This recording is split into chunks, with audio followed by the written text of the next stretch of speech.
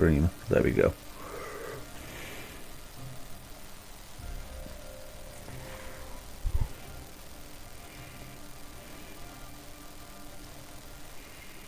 And transition. Okay.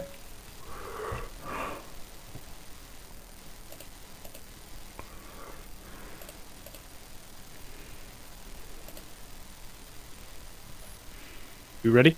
I'm ready. Yeah, I'm ready when you are. All right. Right. Hello and welcome everyone in listener land to Big Red's Game Room.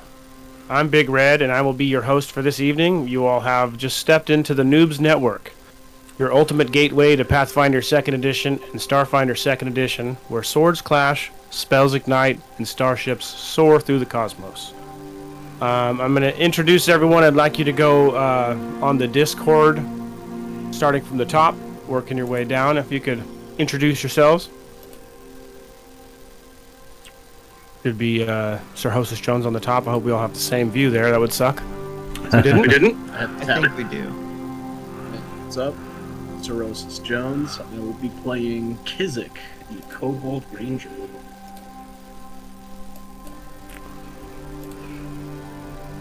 Hi folks, my name is Eddie, and I will be playing Burple, the Kobold Witch. And I am Chris. I'm going to be playing the Dwarf Cleric, Tobilis Veldalo. And last but not least, I'll be playing. What did I name myself? Oh, Arky. Arky, the Kobold Fighter.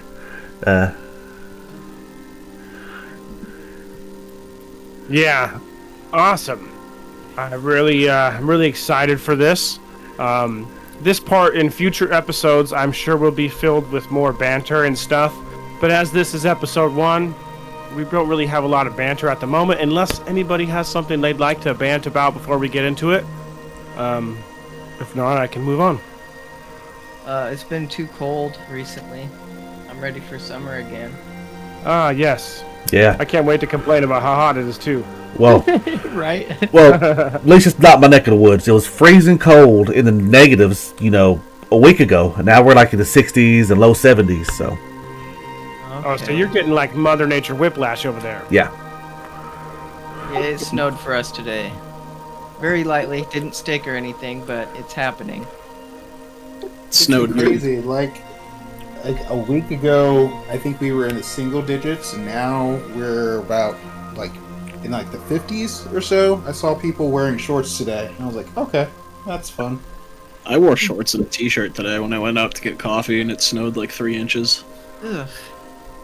And I watched one of my housemates take 30 minutes to pull out of the driveway because it iced over and it's on like a downslope, and he just couldn't back out. And for some reason, he wouldn't turn his car to get traction on the fresh snow, and he just kept trying to go over the same patch of ice. Oh my god, so he's just spinning out. He was just spinning out, and I was just staring through my window the entire time because I'm like, this motherfucker better not hit my car. That's funny. I love it. Funnily enough, his name is Chris too. There's a lot of Chris's out there that do some pretty dumb shit. I'm one of them. Amen to that. Amen to that. Hey, you know what? It's not exclusive to Chris's though, so. No, I am in that same boat. Well, speaking for all Eddies out there, we are perfect. Hell I was yeah. gonna say, I like that Joseph's. attitude. Joseph's don't get it too bad, so we're all right. Yeah, I don't think I've heard pretty terrible things about either Eddie or Joseph's. I mean, I'm named after Jesus' daddy, so I mean. You know what? Touche. You got it there. Can't beat that. Saint Joseph, terror of demons. Yeah, so everybody, I put like I said, I put those open quest log, open bestiary, and open bestiary combat macros in chat. If everybody can get those in their macros, if you don't want to use them, obviously you don't have to, but I think they could be really great. I got him ready. But here we are. We're Okay. exploring the legendary crown of the Kobold King, where destiny and danger collide deep in the Dark Moon Vale. Our adventures start in a little town called Falcon's Hollow. This is Echoes of the Crucible. Dun dun dun. Let's get it. So I will move us over to this map. I have the party token here. I'm gonna kick you all out. Let you do your thing. You guys want to talk about where each person comes from? I think we should do. Let's do our round robins every time with the Discord. So let's start with Evan. Evan, where would we find Kizik right now, and what is he doing? Maybe tell us what he looks like. Paint the picture. So Kizik is a green-scaled kobold, and he comes from the Warren where King Merlocrep lives. And right now he is in town, possibly shopping for arrows that he didn't craft for some reason. And yeah, he's friendly with the townsfolk of Falcon's Hollow. He knows the other kobolds. I'm not sure if he knows the dwarf. And it looks like my token changed again. It's so good. I don't know if it's because we're in a different scene now. Did you But, change it on the token that was in the scene or on the token that was in the party sheet spot? Guess they're different, huh? They are. Let me do that now. Yeah. Sorry to be so anal about it. I just like to... My image isn't right. Damn it. No, that's not it. Was that all for Kizik, or is there more? Let's see. What else would Kizik be doing? Let's see. Check the inventory, see if I'm missing anything. Why not? What? I think that's it Oh, for you know what? I might have to do this. No? Change it in prototype token. It'd be a little box on the top of the character sheet. Yeah, I need to go into my tokens data and remove the wrong one because I keep selecting. I named them like the same but almost different. I can't tell the difference at the first glance, you know? Mm-hmm. So I just need to delete the ones. Delete the wrong one. I know exactly what you mean. I'm just so proud of his artwork. It's so cute. It's great. Okay, now there should only be one in here. I worked really hard to get my Hero Forge mini to actually line up with the crossbow, like he was looking down it. There we go. Hey! Yeah, good shit. You fixed it. Okay, so that completes Kizik, huh? What about... Tell us about Burple. So, Purple is a black-scaled kobold who lives about, I'd say about an hour outside of town. And we first see him in this hurried state. He is trying to maneuver his way through town to get to the apothecary shop, but he is having a heck of time with it. You see him trying to lug a bag that is filled with various lumpy objects with one hand. With the other hand, he's trying to hold a staff that has an owl perched upon it. And with the same hand, he's trying to keep his little scarf wrapped around his face so he's undetectable. But you see these, like, bright green, almost emerald-like eyes shining out from underneath his hood as he's trying to gather himself together, keep himself cloaked up and as anonymous as possible, and dart between the legs of the villagers going by. All right. So, I'm going to take one step back. Kizik, I put you on top of the Goose and Gander. That would be the merchant place that you might have been looking for. And then I placed Purple over Roots and Remedies, and that's going to be the herbalist. So I'm just going to do the same thing with the other guys. When they tell us where they are, I'll drop your things there, and we can talk about those situations. Okay. I guess that means I'm up next then. And I, as Tobilis Veldalo, have come from Highhelm not too long ago because of the corruption that I see here in Falcon's Hollow. I've come to spread Mogrim's name back in the area where dwarves used to be prevalent, although they were Droskarian for a while.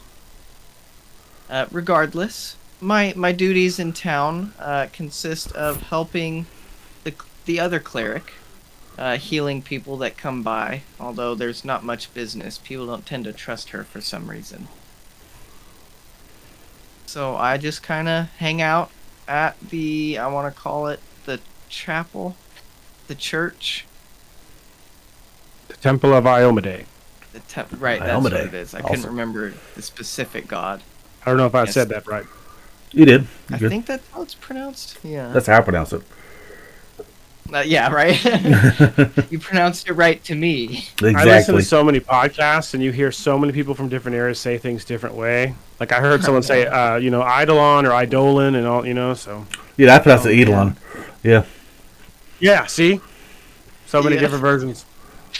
But yeah, that's where I am. I'm currently probably reading my Mogrim's texts.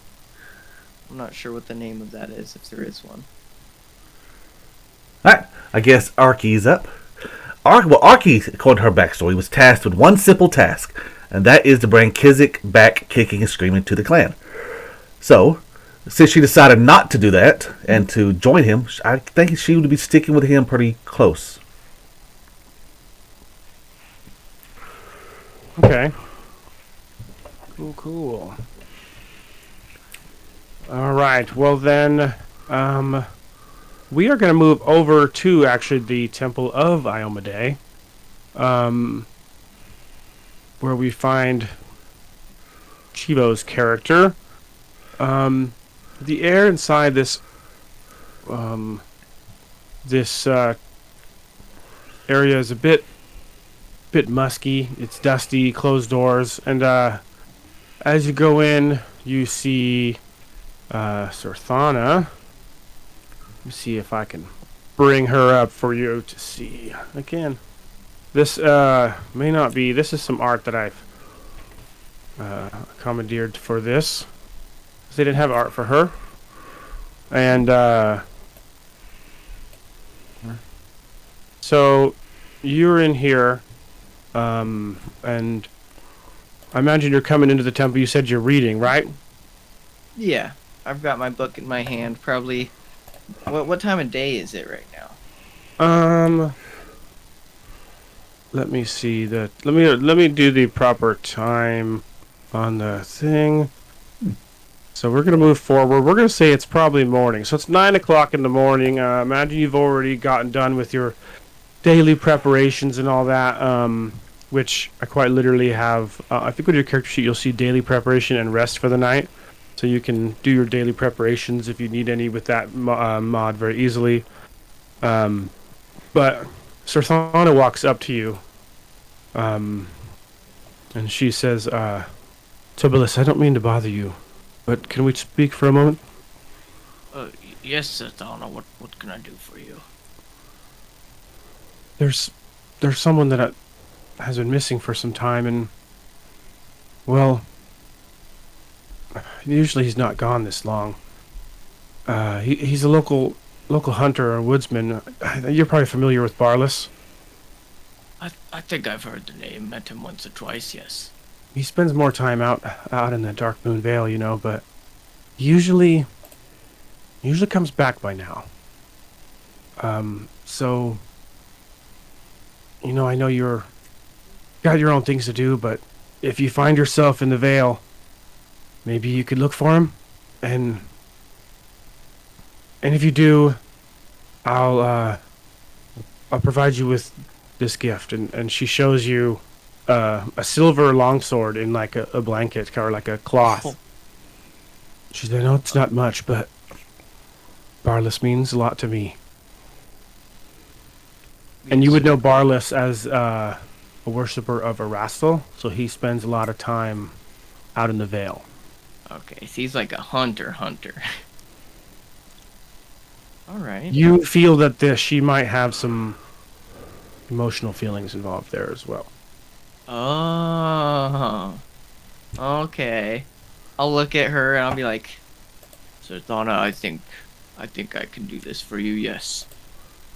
I did travel through the Vale from High Helm after all. Oh yes, I know if anyone's gonna do it, it could be you. I will You see if dwarves I are can. hardy. We are hardy indeed. I will see if I can find some help.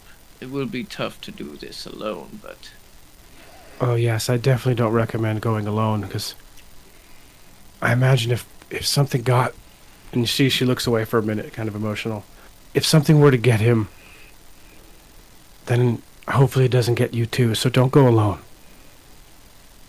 is there something I should be worried about in the Vale? Well, yes, there has been some rumors about some beasts and people missing. That's part of why I don't think he's just gone long. See. There's rumors of monsters or what have you. The townsfolk say. If you want to know more about that, you'll need to talk to. You'll have to talk to Father Graves. I'll go talk to Father here promptly.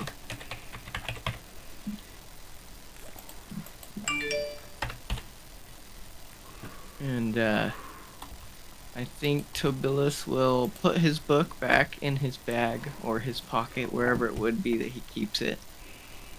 And he'll look at Serthana and say, I will make sure, Barlas, at least you know what happened. I'll do my best to bring him back. And then I'll go start making my way towards where Father Graves would be.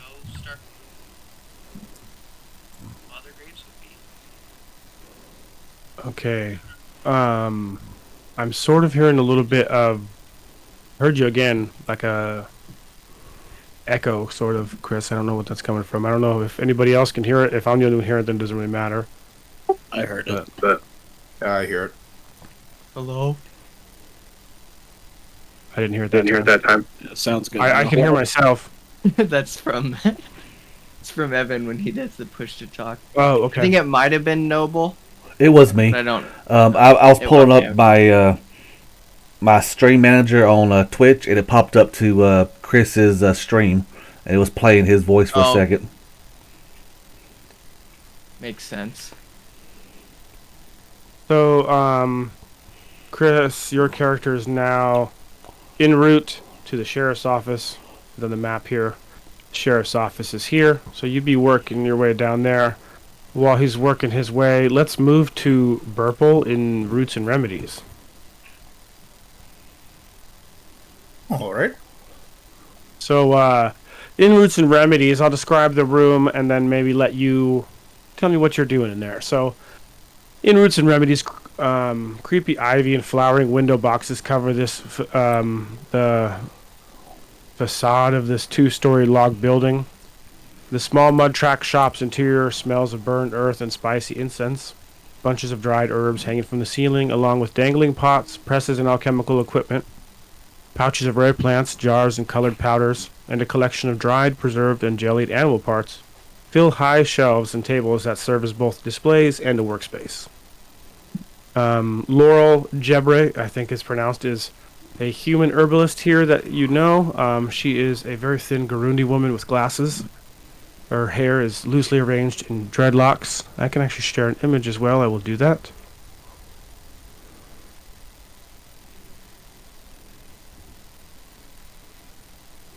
And she is a tough but good-hearted woman, serves as a local herbalist and healer. Many people go to her, locals go to her rather than the church because the local government likes to give the local church a bad name, and those who comply go to Roots and Remedies. Not necessarily meaning that's you. You're just obviously, doing your own thing. So, yeah. So what do we see Purple doing in here? So we see Burple enter the shop, and he kind of breathes an exasperated sigh. And then he looks to Laurel, and he speaks. Hello, Laurel. I have brought you your provisions that you asked me for. I have the dandelion, the nettle. I have the violet. Yes, I have it all here for you. Oh, thank you, Purple. I've been waiting. Though there is one other thing I might need from the Vale if you have time. Oh, of course, of course. I always have time for you. This is a little more important. People have been getting sick. Like a cold? I Good question. this this specific item I need only grows in some of the darkest, dampest spots of the Dark Moon Vale. You mean inside the veil? In the forest. Yeah. Oh no. Okay. What is it that you need? I need you to find iron bloom mushrooms. The iron blue mushroom. Okay. I think I have heard of such thing. What is wrong with the people? Why do they need this?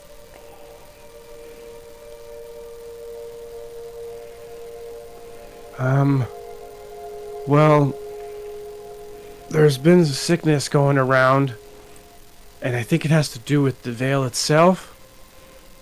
And from what I've been able to devise through my tests is this sort of mushroom, this sort of ingredient, I think could beat it. But I don't know until I get some, and I gotta get enough to make an antidote. But as you know, the town keeps things on a hush, and so nobody really knows that people are getting sick. Purple looks kind of. He always looks nervous, but this time it's like it's a deeper sense of like uh-oh. He's like, so the town is not trying to help, and you want me to be the one to get the mushroom? Okay. How many mushroom do you need? 12. 12? If you can find Okay. 12, I think that'll be enough for me to have a couple test runs and come up with a full antidote. I am not sure that I can do this by myself. Do you know anyone that could possibly help me? I do know that the Kobold Kizik is a ranger well known in this area, and I'm sure he's found a couple before. If anyone knows the Vale besides some of our normal hunters, I think Kizik would be the one. I will look for. You mean Kizik, the green one? Yes, yes, yes. I know him. I can go ask him if he will help me.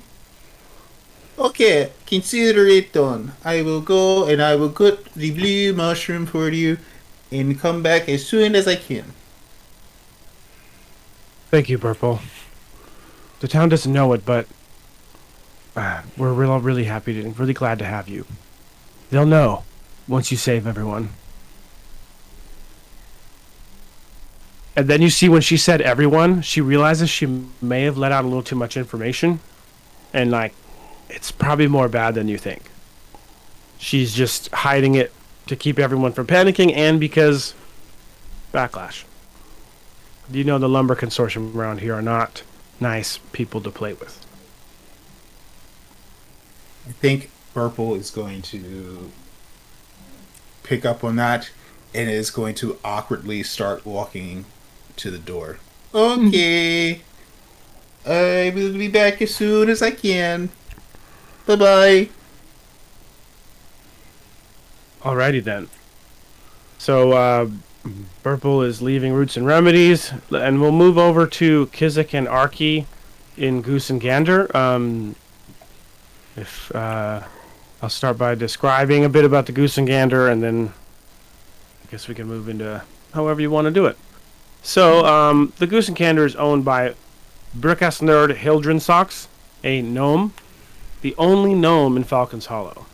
He runs this cavernous general store.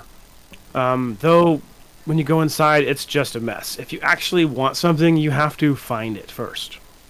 There's so many things you could imagine here. A lot of them are just mundane items. But also some stuff is kind of up high. Looks like it could be a tumble situation if you don't do it carefully. But so if you want to buy certain things here, you gotta roll and look for it. Okay. But if you guys want to start off and explain what you guys are doing in this ramshackled store, imagine there's so much. There's no organization. There's no nothing. He just sets things places and puts, how much is this? Oh, that's this much, Okay. And he's just very unorganized. But it's all there. And he, if there's something in specific, he says, we better start looking. Kizik, why are you walking in this nasty place? Hurry up so we can leave. I can't breathe. Kizik's looking for fletchings. Needs more arrows, not enough birds. Fletchings. Why can't you just make your own or, cut a tree down? Can't find any birds. Excuse me, what was your name? Gnome? Oh, my name? Yes. My name is Brick, a nerd Hildren Socks. But you can just call me Brick. Mr. Brick.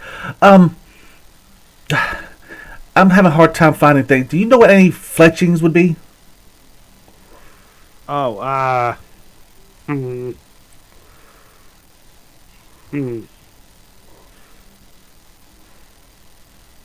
Maybe check that shelf over there. And he points to a generic shelf. And if you'd like to roll D6, I'll let you know. First roll the night. Oh, Damn. unlucky roll. So in this situation, you found them, but it was 6 hours later. So I don't know if you want to commit to that because that's insane. But I don't think that doesn't make sense to me in this adventure. Arky would give up after about 10 minutes. That's how I feel. I would. So let's just say, let's just say half an hour. You guys look for a half an hour, and just because 6 hours is insane, and you do find them. He does have some feathers. You find.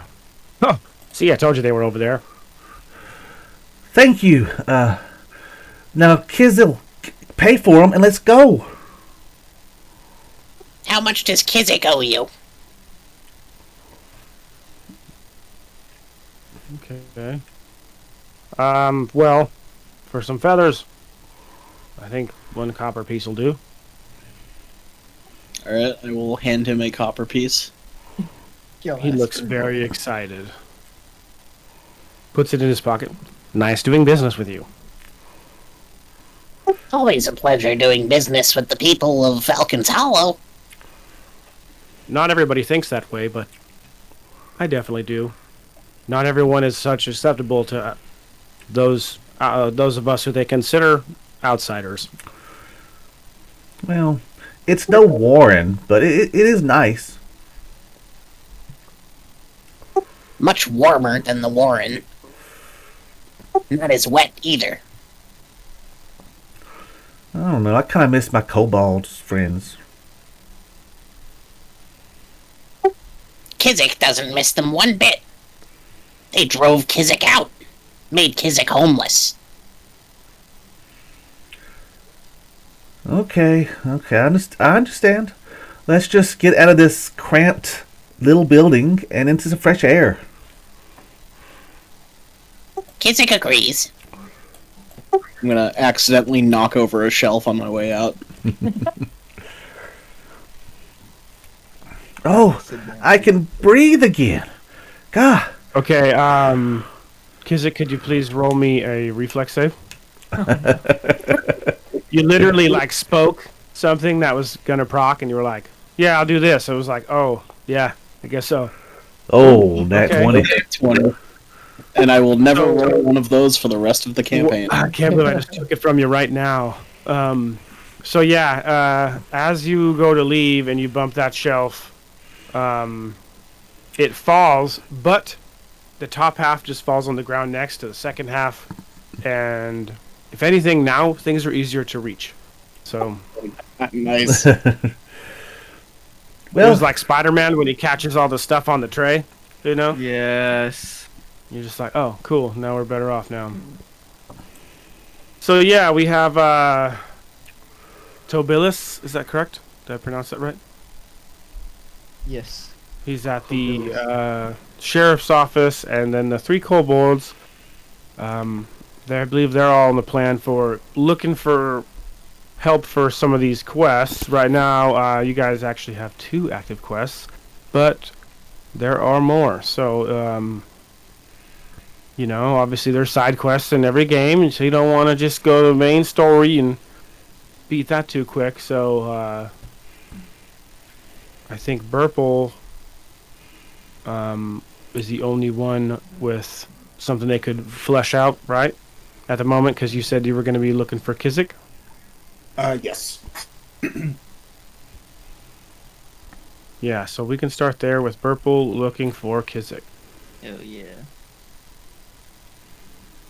So, Burple is making his way towards, kind of the town center, I guess. He knows that's where a lot of people congregate, and he's just keeping an eye out on his way for his familiar green-scaled friend. Okay, yeah, so, you're walking out of Roots and Remedies heading south, and you walk towards the fountain, and there you see your familiar green-scaled friend Kizik with a slightly familiar, maybe familiar, I don't know, red-scaled kobold. You feel like if this were first edition, you wouldn't be here.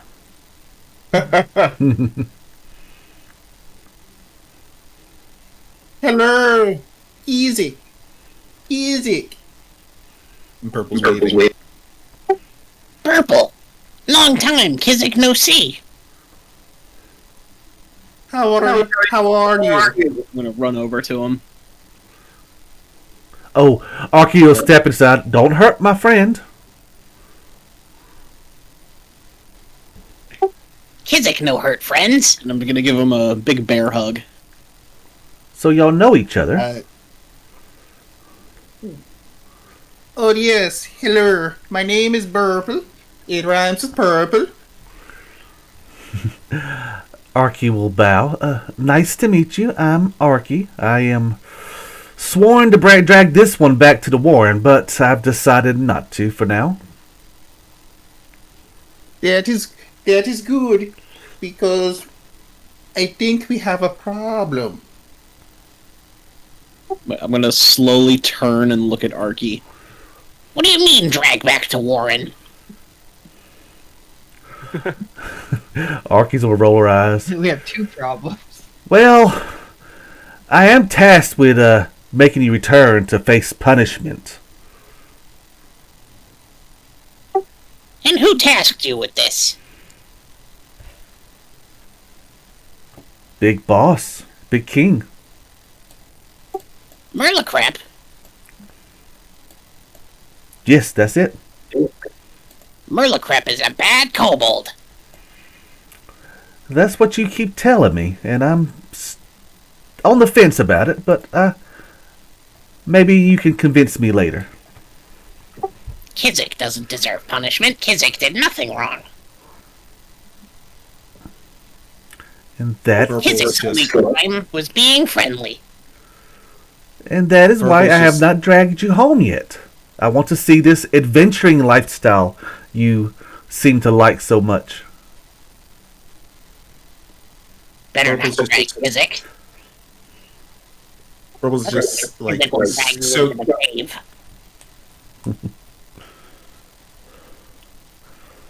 Purple is soaking up this gossip. It's just looking between the two of them. Ooh, what's this like? Ooh, what's going on? Cusick, we have a problem. What seems to be the matter? I was just visiting the Laurel over at the shop, and she says that she needs some special mushrooms because everyone in town is sick, but no one's going to help them. Mushrooms, huh? Kizik knows mushrooms. Are they blue? Depends. What kind of mushrooms? Blue? Yeah.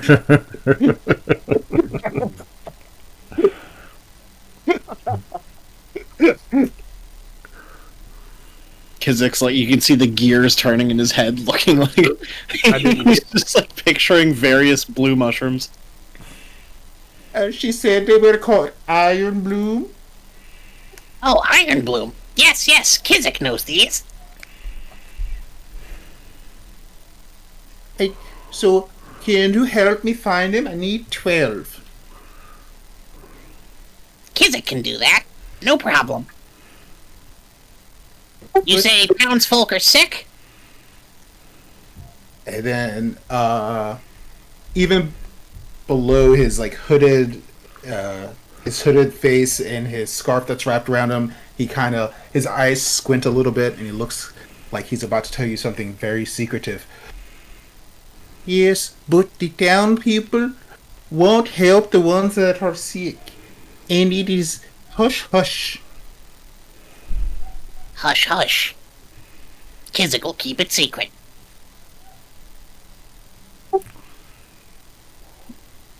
Will you help us too? Well, I'm not. Pointing at Yes.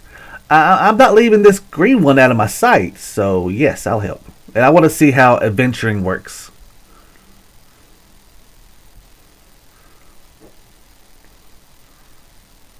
Then it is agreed. We will find the mushrooms.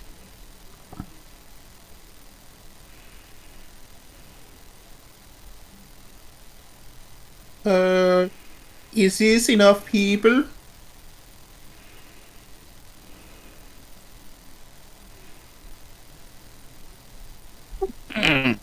Do we need an army to find mushrooms? Well, I know that you are able to shoot things from very far away. And then, Purple points at. I don't even know how to pronounce it. Akari? Arky. Arky. You look like you are very physical and you can bonk things, and I know what I can do. But maybe we should have some extra help. Do you know anybody?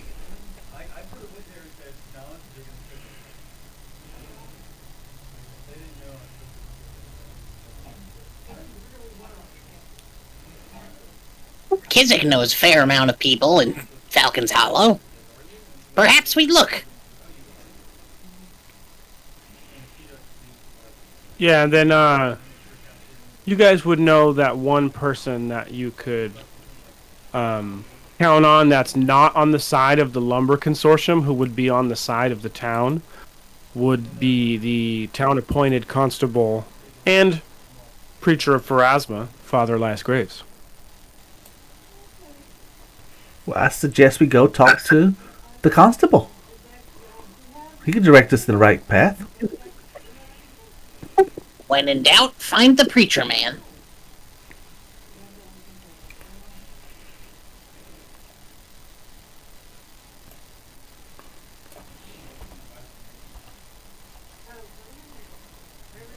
You're the preacher man. Was the son of a preacher man. Smooth, The only smooth. one We that all could ended ever- up in the same place. Whoa.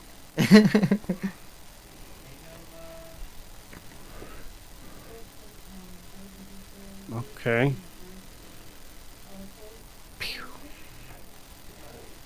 There's a map.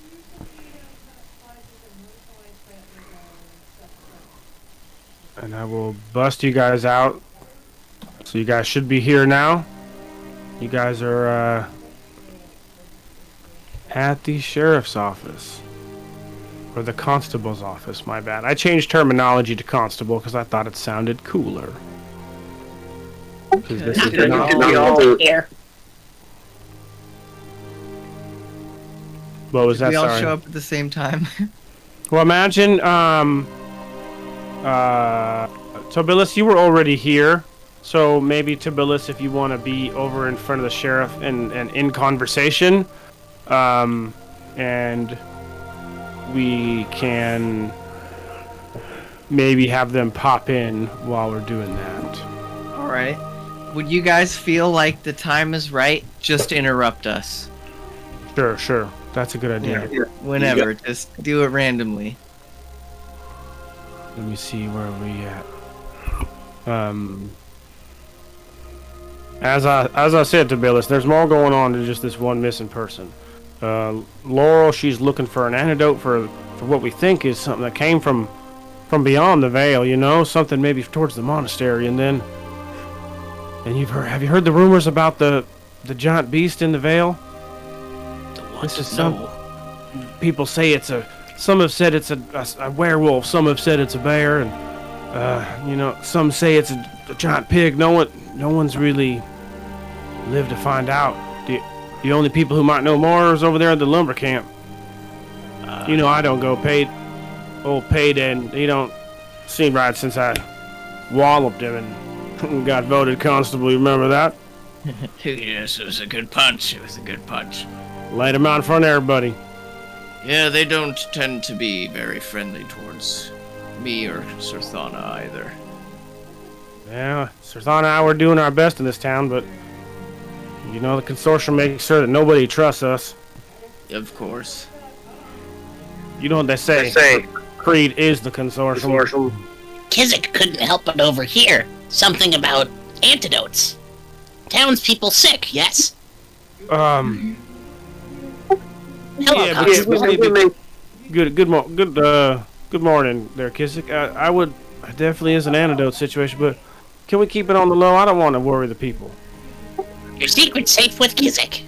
Right about now, I do want to find a way to save the people, but if we go about telling everybody now, not only are they not going to trust any of us, but we're not going to be able to get anything done. As long as we work on the task right away. Kizik will make haste. Hello, dwarf. Hello, little kobold. And Kizik. It's a pleasure to meet you, Kizik. My name is Tobilis Veldalo. I bow. That is quite the bow, little kobold. And I will do my own as well. Where are you coming from? The Vale, I presume. We came from the gnome shop. Oh, Yes. Very cluttery, very dirty. I will walk up to Tobilis and sniff him.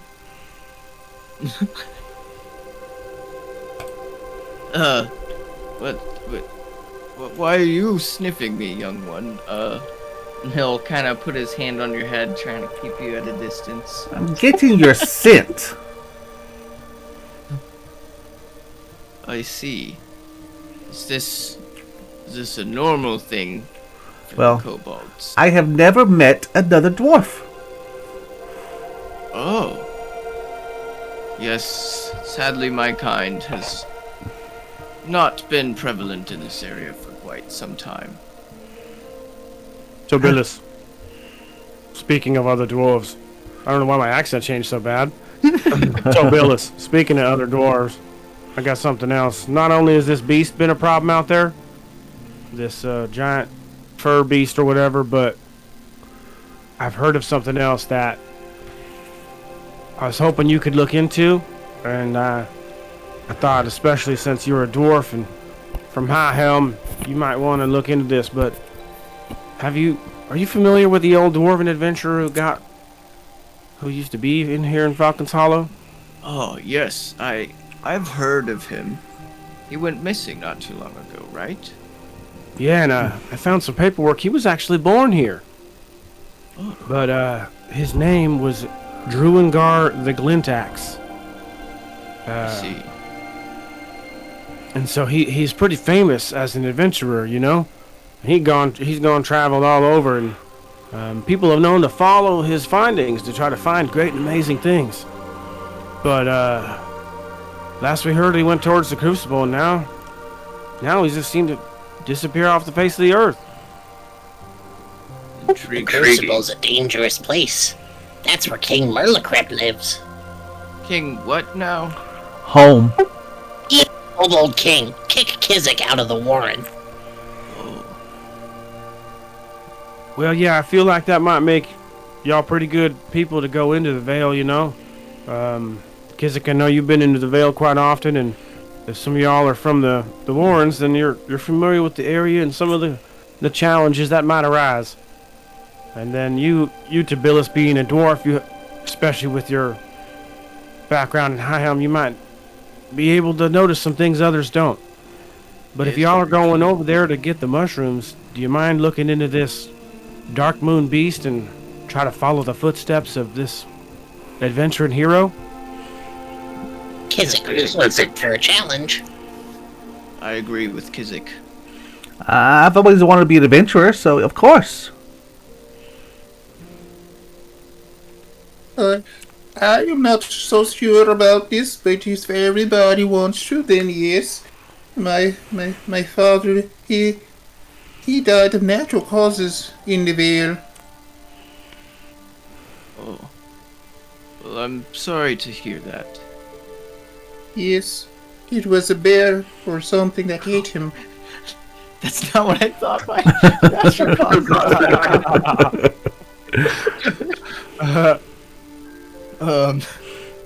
Well, okay, Burple. Don't get more natural than that.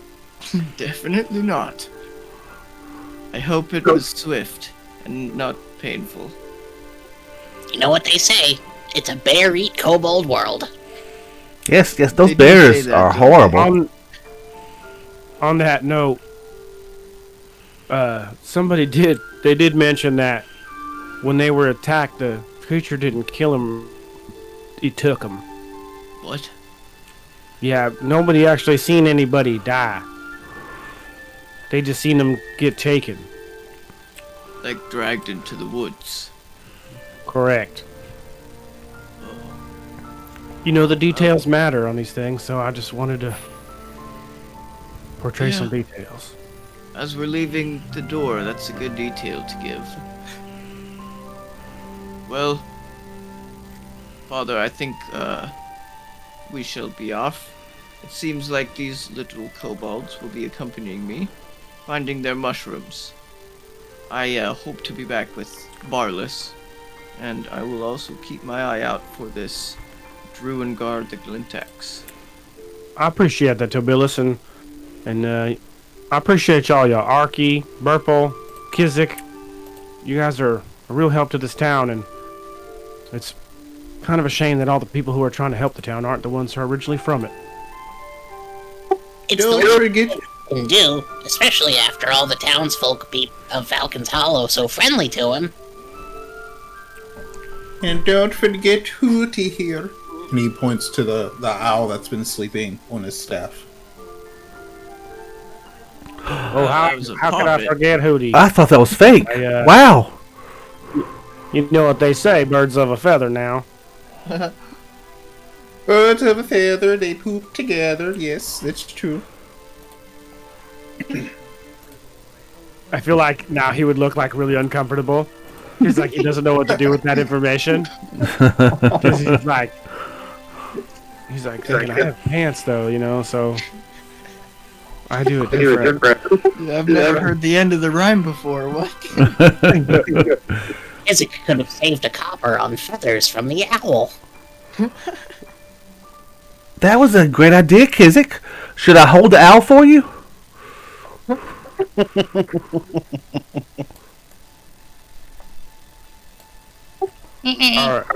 Owl cute. Let him live. Well, thank you, Father. Constable, what do you prefer?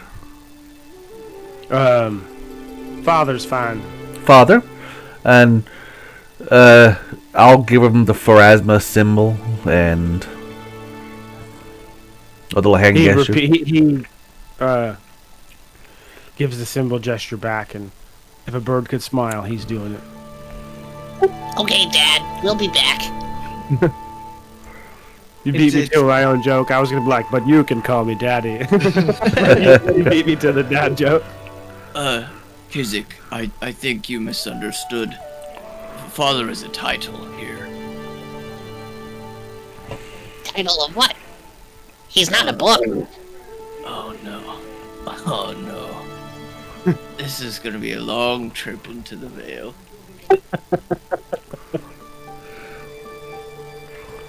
Okay, then I'll take us back to Falcon's Hollow. You guys just stepped out of the sheriff's office. The sheriff's, or the constable's office, my bad. The map doesn't fit the description on the building because I made the map, so I took the map and added walls and all that, so I just wanted some more fun, but yeah, it's, I'm gonna push time forward a little bit. Alright. And, yeah, so you guys got a whole bunch of quests now.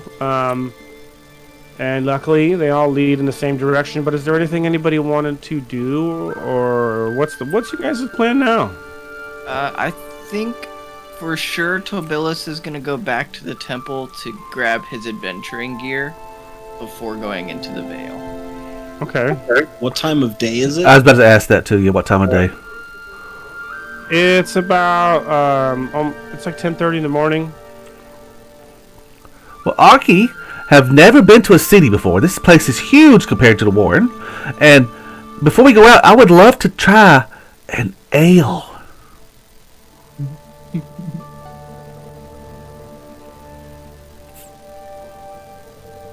Then it's the tavern you seek. Yes.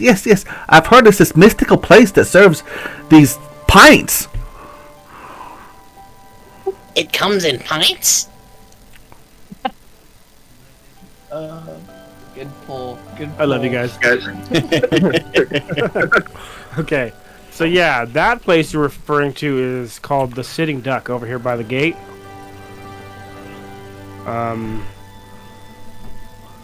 If you guys want to go into the Sitting Duck and get some drinks or whatnot, feel free. You don't have to move your tokens on the map if you don't want to. We can just, theater of the mind with the tavern.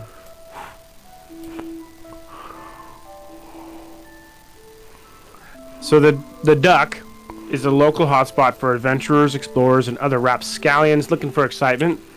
The tavern serves a potent brew of fermented darkwood leaf. It's said to be able to floor an ogre in a few tankards. Raucous games of knivesies and lefty-loosey, two quite dangerous recreational activities with a high rate of maiming, rage late into the night among adventurers sharing tales of the dangers of Darkmoon Vale and Droskar's Crag, and other nearby landmarks. Though right now it's a little slow being in the morning, so you guys go in there, and it's rather empty, and the typical barkeep isn't even there. This is more of the morning barkeep, because during the night when it gets rowdy, they have the main person. So you run into this barkeep, and it is a male Nephilim half-elf, and he's a half-elf that has hooves, and as you can't tell, I'm making this all go. And he says, "Hey, how you guys doing? What can I get for you?" I want a pint of something strong, like ale or anything that I've never had before. Oh, okay. What about you guys? Kizik needs his wits about him, but if you have any fresh meat, Kizik will eat. Oh, yeah. We got some mutton we can give you. Some of the last night dinner, you know? Give it to you on discount. Hello. I would like some hot water in a cup. Okay. I could do that. Kind of weird, but I could do that. Anything else? A cold water for me, please. Okay. Stay here. And a You room see- temperature water for Kizik. As What was that? As he's gone, Arky is going to look around the tavern, and this Knivesies has kind of got her interested. Oh no. Yeah. So the Knivesies game you guys would know. You know, not many people are there doing it now, but you could tell. You've seen people, they put their hand on the table and they stab the knife between their fingers back and forth as fast as they can until they stab themselves. So if you're willing to do that, yeah, we could do that. You would just sit down at the table and pick up a knife. Oh, I've got all my fingers, and it goes chop, chop, chop. Arky is going to wait until she drinks her pint, and then she's going to attempt it. Oh, okay. So yeah, you're sitting over there, and the barkeep, he brings over all the stuff to the table you're sitting at. All right, here you go, guys. You have a good one. Let me know if you need anything. And then he disappears in the back. Oh, wow, we've gained XP. I just noticed that, sorry. Thank you for the drink. And she'll take the big pint, and she's a small creature, and she's going to just turn it up and start gulping. Okay. Kizik has never seen an elf man with goat feet.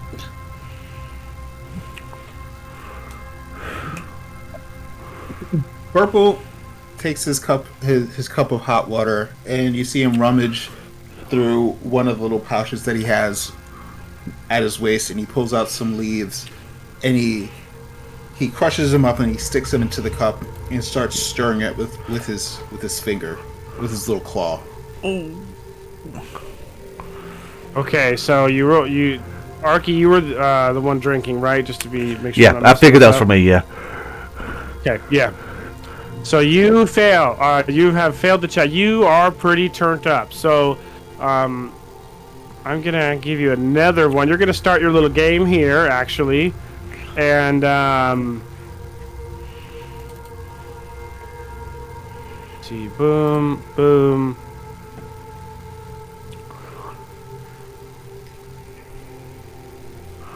What are you drinking there, Burple? It smells like pine needles. It is fresh mint. Oh, I like Are the you- fresh mint. You have your hand down on the table and you pick up this knife and you think you have 5 fingers and you start bang bang bang bang bang bang, bang through your fingers. Go ahead and hit that reflex save in the chat. Do I need to add any negative modifiers? No, I increased the DC accordingly. Okay. Let's go. Oh, a 5. I lost a finger. Ooh. Okay. So yeah, you miss and you slice right into one of your red fingers and start bleeding on the table. Oh, shit! Oh, do we have a doctor in the house? Oh. I knew this would happen. I saw you step towards the table. Give me a moment. Hard. Are you going to try the game again?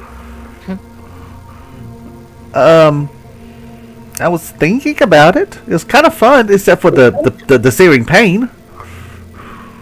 You can't win if you quit. My basic action macro. Purple whispers into Hootie's ear for a second, and then Hootie flies over and then sits on the table and is going to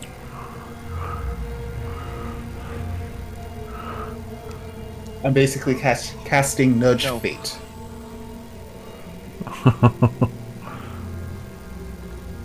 If we place a wager for Arky to win, does that mean we're putting it all on red? That's funny. Little So, Tobillis, you rolled a medicine check to patch up Arky, and it doesn't seem... I think if you underestimated the wound, and it's starting to bleed through. Oh, Arky, I apologize. Normally, I'm much better with these type of wounds, but it appears you cut yourself far deeper than I had anticipated. We could just cut it off and, get some coals and sear the stump. You're clearly not trained in medicine. That is only for last resort measures. We can save your finger. Kizik has an idea. I'm gonna walk up and I'm gonna kiss her finger. Kizik's mama used to do this when he had boo-boos. Well, Arky, did it work? Well, I mean, I'm still bleeding, but He's starting to look a little bit... I'm kind of flattered. Arky's starting to look like a pale red. Like the color's coming out of his scales. Well, I didn't want to have to do this, but I guess I am going to. Oh. Yeah, use And your I spells. put my hands together and I say, By Mogrim's beard, I heal you, Arky, of your wounds. and then he puts his hand on your finger and you see like a glow come from his hands, and your wound is completely gone unless you took more than 12 points of damage. If we had cams on right now, you would see my left eye visibly twitching for spinning spell slots before we even leave town. But I know, I it's okay. totally realized I have a rousing splash that I should have used instead. But it's too late. I already hit the button. I'm not gonna be like, can I, Well, if Arky yeah. gets too drunk and gets hungover, she could always sleep it off, and then we go tomorrow. It's true. Should I try again, or should we stop? I only have so many healing spells, Arky. Okay, I'll stop. I just love this new life I'm living.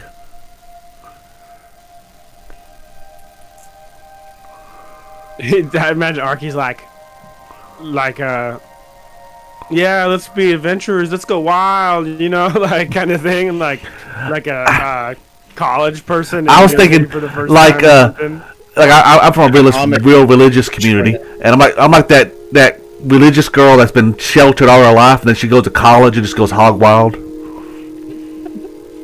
Like when rich kids leave the village to like explore the world, and they have to decide if they want to go back to the church. Right, Or not. this Exactly. is like a kobold rumspringer. I love it.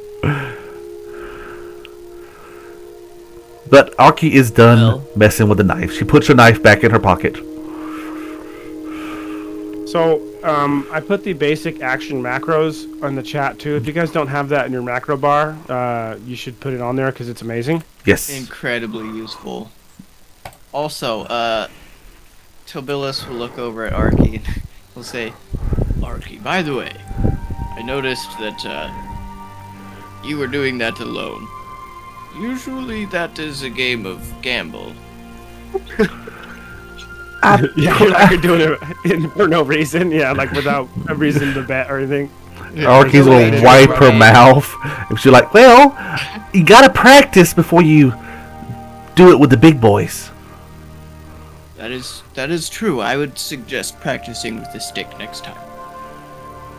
Yes, a lot of practice. And especially since I'm an expert in reflex and still failed. What? so you just got unlucky. Yeah. Damn. Well, have we had our fill of ale? Yes, I am have some quite missing people content. to look for.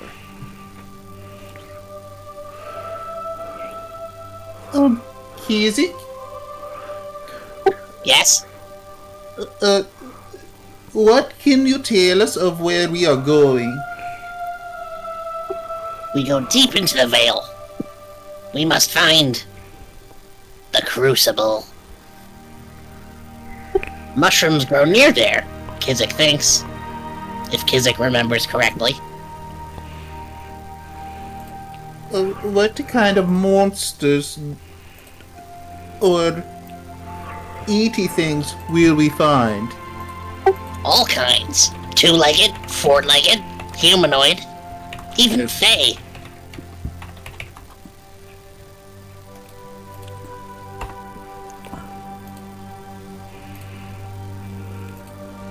Burple looks scared. Looks very scared. Kizik has even heard rumors of were creatures.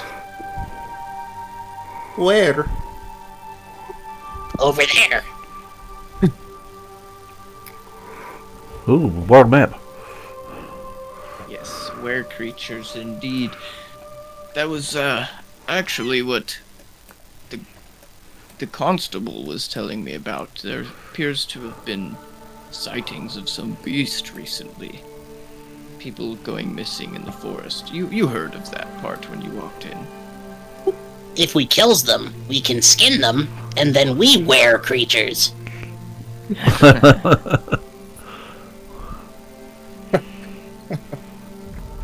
I Well- like your grammar, Kizik. Well, Kizik thanks you. Kizik, you know what the Crucible is. Won't you lead the way? And I am going to set my exploration activity. Before we actually leave the town, Purple is going to start chanting, and then you see a iridescent puff of feathers surround him as he casts Mystic Armor on himself. Ooh. All right. And I have decided to do scouting as my exploration activity, so y'all can pull that effect. Oh, we ain't got no tokens on the board. Never mind. So, really quick, just because we've talked about the Crucible just a little bit, and that it's the Warrens for the Kobolds, but what really is the Crucible? So, I just rolled a Recall Knowledge. yeah, you did. And, you don't know.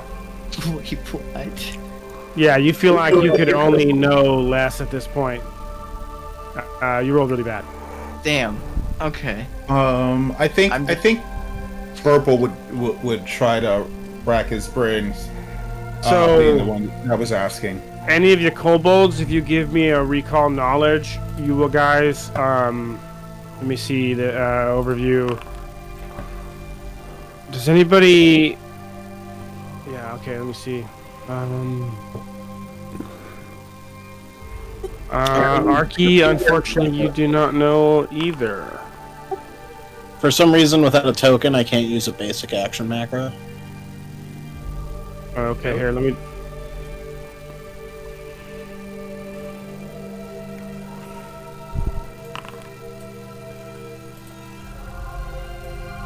Okay.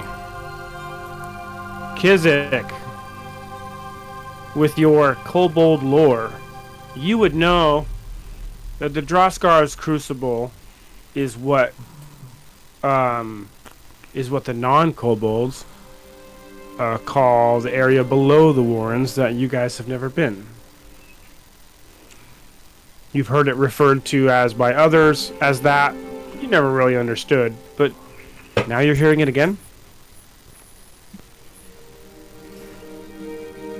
Sounds like old dwarven temple. Oh. Intriguing. I'm surprised that I didn't know anything about an old dwarven temple over here. Do you know the name of this much temple? about Roskar. Only know that he is dwarf deity. I see. Droskar, yes, I know that name. Chivo, can you give me a religion check, please? Yes, sir. Religion. Here we go. You want that private? Sure. Oh, you remember all of a sudden. Now that they've mentioned Torag and Droskar, you remember that Droskar's crucible sits under a dwarven monastery in the hills that a while back everyone lost track of because of a certain event called the Rending, and they haven't heard from anybody in there for a while. And the fact that you're hearing now about people coming from there, these kobolds in front of you are from there, mind blown. You're telling me that your kobold kins live in the monastery at the base of the mountain? Yes, the Warrens. Arky will nod. Yes. Yes. That is an ancient dwarven temple of Droskar. My people, they toiled, for many years, pointlessly in this place. And I guess it was lost to time during the Rending. We haven't heard much about it since. Lost to time and scales. We just call it home. Maybe for you. Kizik has no home there anymore.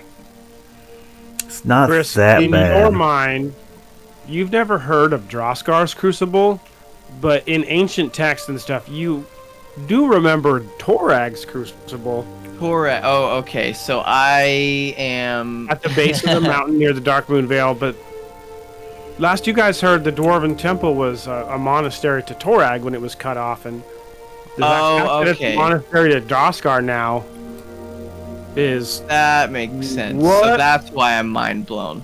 yeah. So I a mean, little bit. in your mind, in High Helm, you know, you're a scholar of a sort. You did your research before you came here, and everyone knows there was a dwarven monastery of Torag at the base of the hills in Torag's Crag, but now they're referring it as Droskar's Okay. Crucible.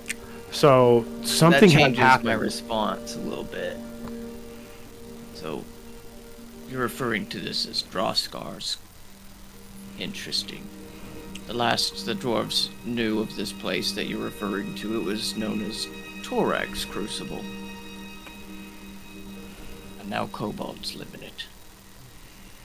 Interesting indeed. Name must have been changed a long time ago. Kizik only 14. Yeah, I don't. Yeah, many of you are very young kobolds, and you have one old dwarf who's not from here. Yeah. So it's like, we don't really know this place. Maybe we find out what happened to your dwarven kin when we go there. Yeah, and do remember, the constable mentioned that you could check out the lumber camps, and so these 4 locations here are each a different lumber camp that you could pick. Okay.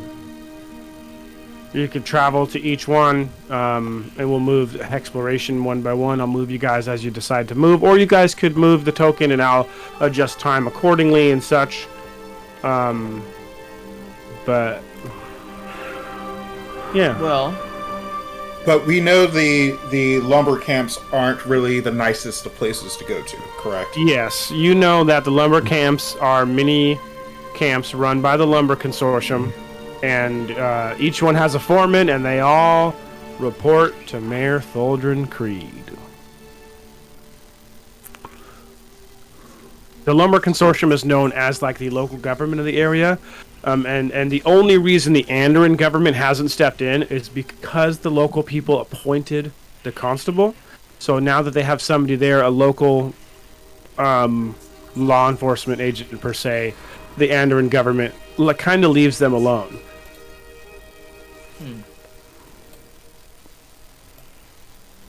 well, I think while we're walking, Tobilis will say, We're gonna be passing the lumber camps here very soon.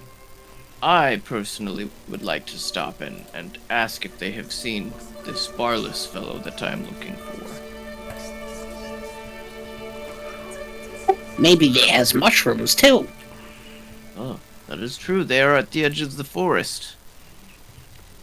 Yes, and so you guys see one path that leads, west to Lumber Camp A, a path northwest to Lumber Camp B, and the third path leads to Lumber Camp C and then continues to D.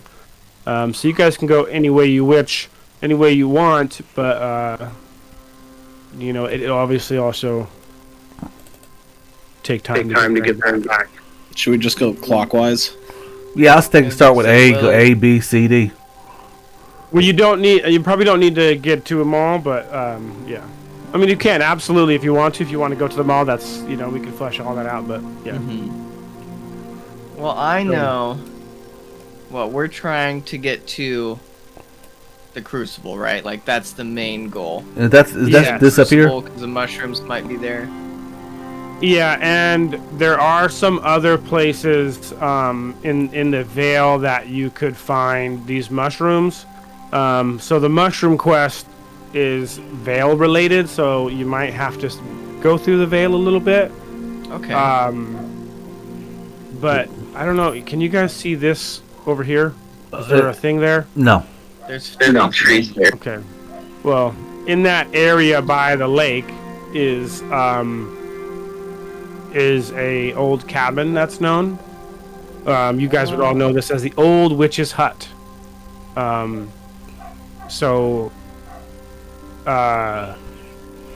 Burple, you think that the Witch's Hut might have old ingredients or something, I think with that information, Burple would... I think we should start at the furthest to the east. That would get us to the camp, and it would also take us through the deeper parts of the forest without having to cross the river. That is a good point, Burple. I am not very good at swimming. I agree. Yes. Let's go that farthest one. So number D. Number D it is.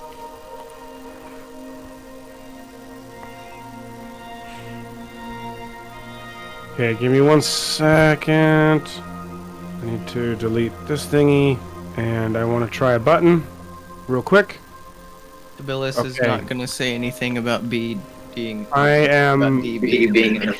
using this cool macro, and I just awarded everyone a hero point for Awesome. the hour. I don't want to forget about that, and I have a cool macro for it. Look at that. So, you guys have decided to travel the long path, right? Yes. Yes, Yes. sir. So it is 10:45 in the morning, and you would know that the travel each hex is about 2 hours. So it's going to take you about 10 hours to get to Lumber Camp A. Or no, wait. 1 hour. My bad. 1 hour. So 1, 2, 3, 4, 5 hours to get to Lumber Camp. So you'll get to the Lumber Camp 3 or 4 p.m. Yeah, that's C, right? If Yeah. you guys want to... And since we go right by C, we might as well stop by C too on the way to D. Oh, yeah? Are we up at both of them? Yeah, that's what I was thinking. Yeah, because it would take you 9 hours to get to the farther camp. And then... At 7 p.m. yeah, and that's if you don't stop.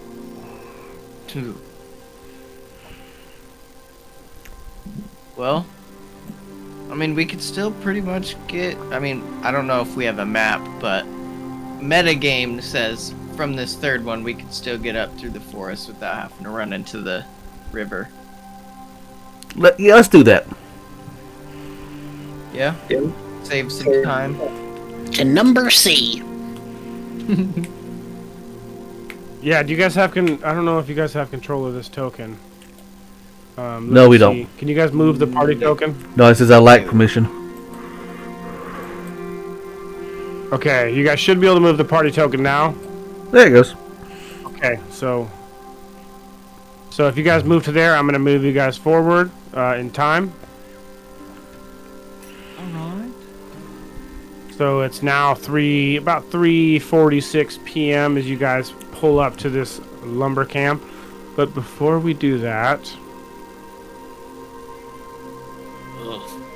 dwarven knees are hurting. I haven't walked that long in a few weeks. I think during the walk, Burple will be singing a song to himself. Down, down, down the road, down the dusty road. As to not hit copyright infringements. Arco will kind of bob her head to it because she's getting into the singing. Okay, so you guys have pulled up to this lumber camp. Is there anything you guys wanted to? I don't mean to rush. If you guys were talking or anything, but No, I think we're good. I will say that to add to that little bit of music, Tobilis would probably tap on his shield a little bit, add some bass. Yeah, Arco will whistle. It's not musical or anything. Hell yeah.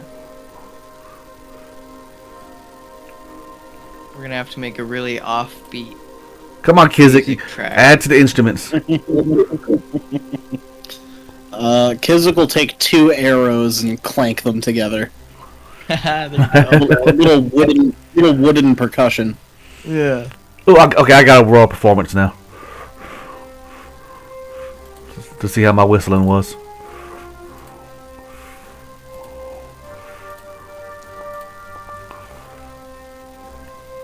Yeah, we're all offbeat for sure.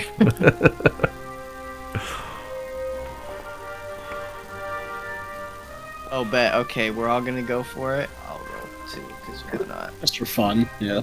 Yeah, I have a -1 to performance, so yeah, and however you guys lead this. So whatever you guys do, I don't care. Well, do what you guys want to do. You know. yeah, I think this is what we're doing when we walk up to the lumber camp. Is we're all just jamming out, singing our Yeah. Very off-key, off-beat. This song needs some 808s. So you guys are pulling up to this lumber camp, singing a song, and it doesn't sound very good. You guys aren't very on the same note or anything. I mean, it's sound, you know, but you guys don't sound like a band yet. Got some work to do. But as you pull up to these southern edge of this camp, which sits on the southern edge of the forest, 5 sturdy log buildings stand out. Many of you know the lumber camps. Many people have spent time working at them. Because if you show up to stay the night, you got to work. That's how you don't get to sleep here unless you work here. So sometimes people will show up in the morning, work all day, and be able to catch a nap. They're very, very strict about that. So you would recognize the bunkhouse, the meal hall, an office, and a stable and a tool shop. This place is entirely owned and ran by the Lumber Consortium, as we spoke of before. But you run into this one, and as soon as you come in, they start hollering, and someone meets you at the door.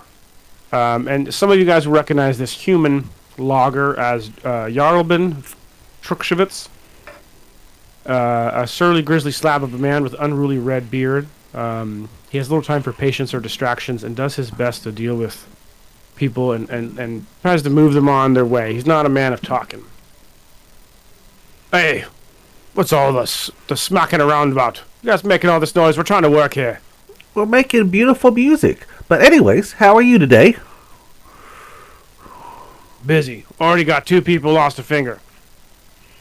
You should let our dwarf heal him. Look, funny. I hold my finger. I almost lost my finger earlier today playing knivesies. And look, it's all better. I kind of hold my hand up and... Oh. No, we don't do no healing around here. We got plenty of fingers, not enough gold. All work and no play makes lumberjacks a dull boy. Well, okay. if you ain't come here to work, what'd you come here for? Our dwarf had some He's questions. just looking for barks. Alright. Speak, dwarf. Well, And looks at you with a snooty attitude. Sir Lumberjack Man, I'm here because, well, you're not in town much as you're working all the time, so you might not know. But Our local hunter, Barless Chorton, has come up missing within the last few days. We think he came out this way to go hunting recently. Have you by chance seen him? Sure have. He came by just like y'all, trying to get a free night's sleep. We sent him packing. Of course. He went Do you know heading what into the direction forest. he went? Yeah, I'd say, well, from here about straight north. I see. Well, that's Looking for a convenient place for to us. sleep, looking for some shelter. Do you know of I'd any say- shelter straight north from here? Oh yeah, we all do. You know the rumor of old Ulis Miller's place. Ah, yes. The hag. I've Some heard. say you can still hear the screams at night. Well, I have hard of hearing, so...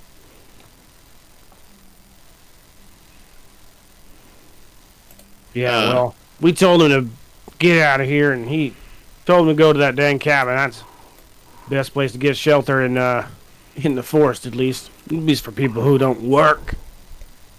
well, that makes sense. What about, another dwarf? Have you seen a dwarf come this way recently? Yeah, I mean, we got dwarves in the camp here. Well, Lots of I dwarves. more so mean, this one would look more adventurous. Maybe wearing armor, carrying weapons. I haven't seen him. Has you seen any mushrooms come this way? Mushrooms? Iron bloom mushrooms. I don't really pay attention to stuff I might step on. Oh, hello. Can you tell us how long ago the hunter that went by here? I don't know, maybe a week? Maybe 2? Or two. Okay. I'm I curious. also wanted was to bring up in our in the quest tracker there is a notes page, player notes, that you guys could be putting notes in if someone wants to, if you guys want to do that, or if someone wants to be the official note taker to input your notes into the quest tracker. I figured, so that's why I wanted to bring it up, because I thought it'd be very beneficial as we go. Yeah. Because you didn't earn much here, but you know you guys still got stuff to do, and you might want to write it or keep it in. A cool Yeah, I form. put some notes in Yes. earlier. And I forgot to Yes. save it, I guess, because they're not in there now. Yeah, I think you Oh, got to hit the man. little save icon. Yeah, I don't think I did that. Okay, so Barless went through Camp C and was denied lodging. So he went to Ulis Miller's shack. Well, Can I try to sense him out to see if he's telling the truth? Absolutely. I was gonna ask that in a minute too, yeah.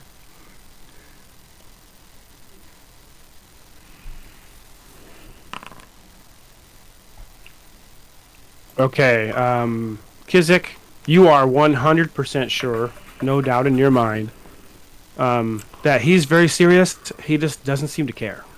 okay. And Alright. since someone of those likes to gather up every quest I can get, I'm going to ask him. So, you wouldn't happen to have any work for strapping adventurers like us, would you? Well, I mean, there might be something. And he kind of pushes his toe into the sand, into the dirt. You could tell his whole demeanor just changed from big mean butthole to like. Is he kinda blushing? worried. Not blushing.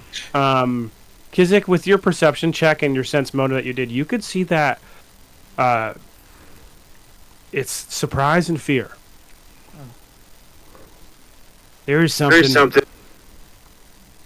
There's been attacks. They say it's some sort of smart wolf, and you see when he says that, you see the color almost lose in his skin, you know. And yeah, some of them rumors are true. There's something furry. They say it's a wolf, maybe a bear, but it's grabbed a couple of people. Oh. One of the fellas that were out here. Funny, you guys were making music. He was actually there was a guy out here that was working for us, and he was an artist singer, and he got taken. Really? And, well, nobody's going looking for a singer. Is there any kind of reward for this adventure?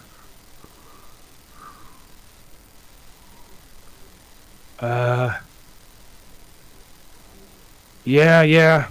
If you can deal with this big bad wolf problem, I'll give you my damn axe. And you see on his back is a big, shiny, great axe. And those of you with magical capabilities could sense that it's magical. Okay, leave it to the Kobold friends and our fellow dwarf. Name pending. Y'all can get rid of this nuisance for me. I don't need to carry this big old thing around. But would you please add maybe a writ that says we get free room and board when we stay at logging camps? Yeah, well, you can stay one night for the one mission. That's the rules. You work one day, you stay one night. So y'all can stay the night now and then go. Or work again and stay? Yeah, if you want to stay another night, you got to work all day, and I mean all day. Okay. You have a feeling that this place is really unfair. Can and you people are just doing what they can to survive? Can you take us to the location where these people disappeared? I mean, drag off by this wolf beast? Yeah. Follow me to the other side of the camp here on the edge of the forest. And he takes you guys through the camp, walking around. You guys see some familiar faces that you may see in town here or there. And he takes you to the edge of town, and you see a certain area in the trees where it kind of opens up more than the other. And right over there, he grabbed that damn halfling and just... We could hear him screaming for a while as he dragged him away. I don't think the screaming stopped till he was a couple miles out. Gee. Kizik, are you good at tracking? Well, Kizik knows his tracking. Would you mind sniffing around the area and trying to see what you can dig up? Of course. I would like to help Kizik. Yeah. I know how to look for things. I'm gonna set my exploration activity to track. Okay.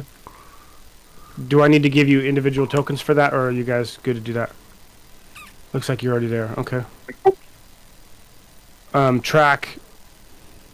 I have a survival in the chat. Survival and perception, whichever you guys want to do. It says missing statistic on selected actors. Okay, let me fix that. Well, if you just want to roll me a survival check. Oh, sorry, I didn't mean to roll that. My bad. Ignore that. Bleat. How dare you? Is it a blind check or public? Blind. And then if tracking gives you a bonus, it should automatically. So, all my modules make everything automated. So.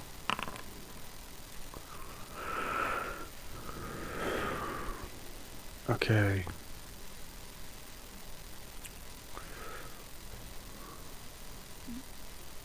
Okay, this thing's pissing me off. Oh Okay, no. No, I'm trying to read track and it's blinking on me. Oh. Okay. Well, yeah, you see on the edge of the trees in that area, you see some drag marks and you see some paw marks.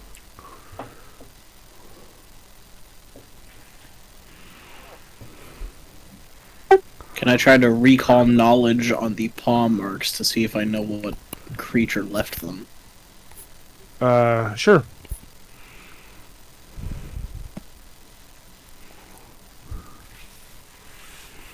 Can't use basic action macros with the party token for some reason. I can, let me blast you all out real quick. That should do it.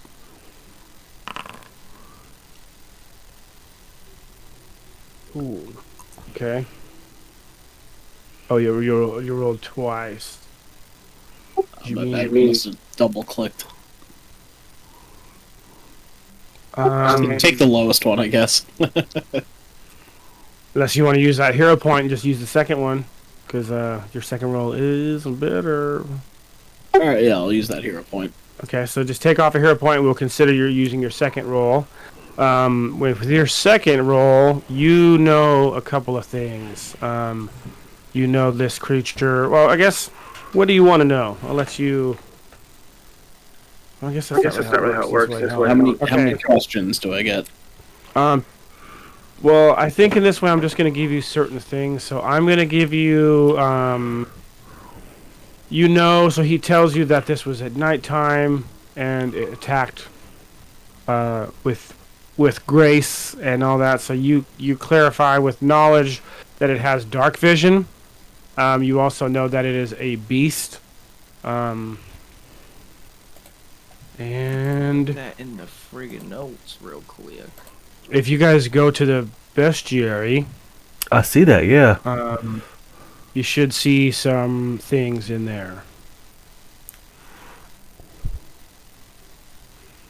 Aw, puppy. So you know that this is a medium-sized beast that has dark vision. So, and I'd say you know enough that with that roll, you could tell that these claw marks are large wolf prints. Ah. But you don't see any blood.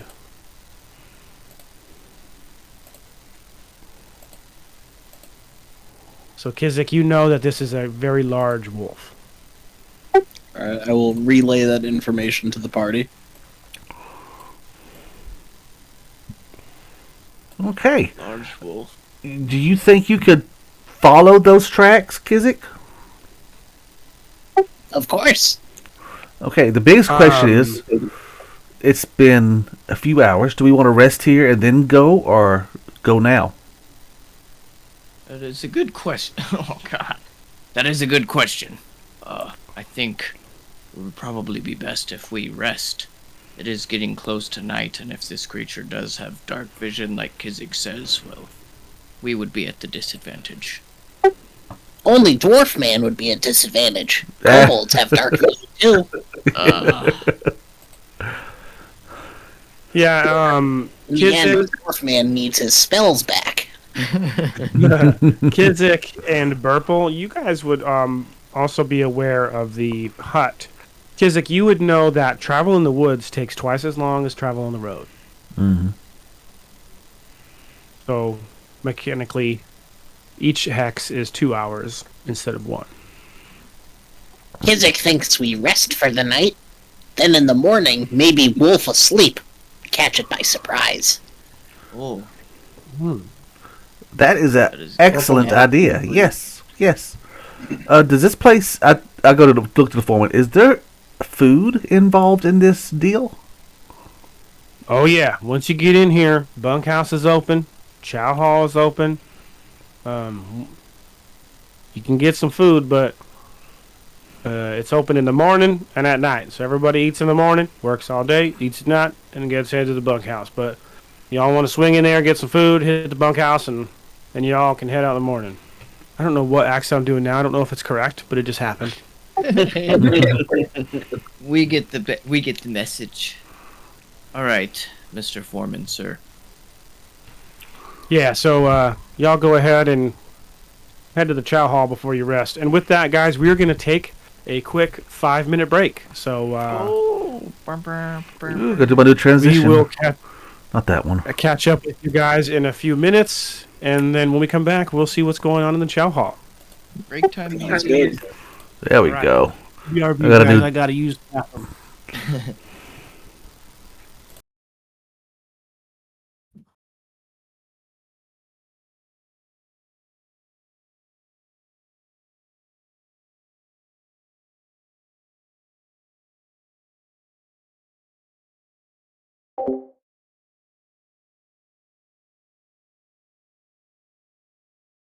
Well, I hope you all have enjoyed the stream so far. We are taking our little break, and we'll be back. Find out what has been killing these hunters. Stay tuned. About 5-minute break.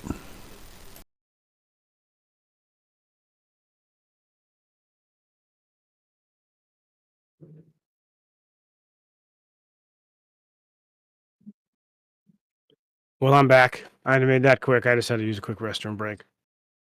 But we'll give everybody the full time if they need. Once everybody's ready, we'll get back in. I never left. Ah. I do think I'm going to turn my heater down real quick, though.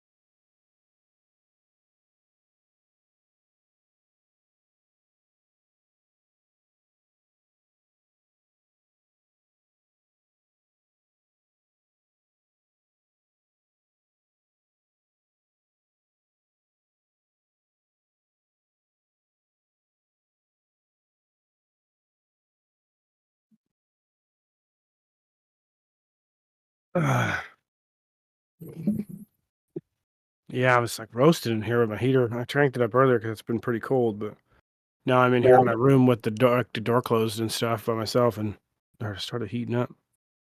My heater is like right underneath my bed, and like I'm in bed right now. It gets so hot, so I keep my window open.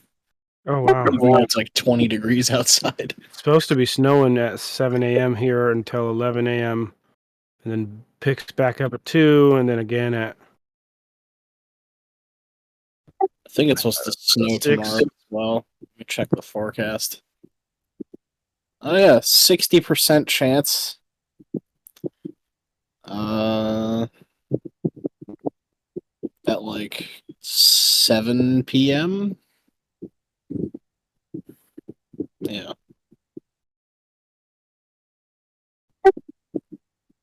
Yeah, so I have been giving out experience. You guys have actually been earning experience this whole time. But I give it out for role play and certain things. I just don't talk about it much because I don't want it to. I want experience to be cared about. I want people to want to grind it out, but I don't want it to be something we talk about too often. So you guys will see me give experience here and there. I noticed that. Yeah, I have a couple points. I don't mind if people talk about it, but like I don't want it to be like we're gonna do this so we can get more XP. We're gonna, it's like if it's like, oh cool, we've almost got an XP to level up. That's one comment, but I don't want it to be like the primary focus. But I'm going to be giving out lots of experience for heavy role play and finding stuff and all that to make it to where combat isn't the primary source of experience. Right. So, will experience be team based or individual based? With the standard Pathfinder second edition rules, whatever experience given goes to all players evenly. Good. So if I give out 100, everyone gets 100, even if you're not there. That's the rules. Good. So right now, everyone is actually 100 in experience already. Nice. Because you guys just got 100 because you successfully Milestone. got information from the guy. So, and I give out role play experience and stuff. So, yeah. What do you that's guys why think of my notes, by the way? They're very wow. basic. Gotta go It's see. just, I was really like worried about like everyone else is level 6 and I'm still level 2, and I'm like, oh, what's going on? Yeah, and I plan on like if you guys leveling fast, I'll just change encounters to make them stronger. So like, don't worry about overpowering. I will level things up. And I mean, if we end this adventure and you guys are level 9, I don't even care. I think it'll just be cooler because you guys get cooler characters. We just get to see what you guys can do farther, and I think that's the plan. Add a couple extra elites. Right. Well, that's how many mushrooms did we need again? Wasn't it 12? 12. Oh, it's literally right there in front of my face. Hey, if we finish this at level 9, we can just homebrew something until level 20. That's what I was telling. I actually have a whole plan for that already. That ties in this adventure to other adventures canon in the story that I came up with today. My ADHD brain went wild. And it was partially because Chris and I did some Sky King's Tomb, so I know some stuff about that. And I was like, okay, dwarves, this, that. And then my mind started like spiraling, and then I was like, oh, yeah. Yeah, dude. When you see, so what I said earlier about one of my memories being sparked, because of the what was it? One of the rumors you posted. Yeah, it has to do with the storyline. I was like, oh, I totally forgot about that. But I'm trying so hard not to say anything because, you know. So is everybody back? Ooh. Nice. So let's move to the chow hall, if that's what you guys want to do. You guys move to the chow hall, and it's very similar to, in my experience, what you guys see in like a movie, and you see like the military chow hall. It's like just come get your plate, sit down at the table, eat your food, get out. You know. They're not very nice. Nobody feels like talking. They don't have vending machines? Those are in the office. Well, You see the air conditioner in the office, and the hot part blows into your guys' room. So rude. Arky is going to get her plate. Now. Arky's going to get her plate and sit down to the cutest lumberjack she can find.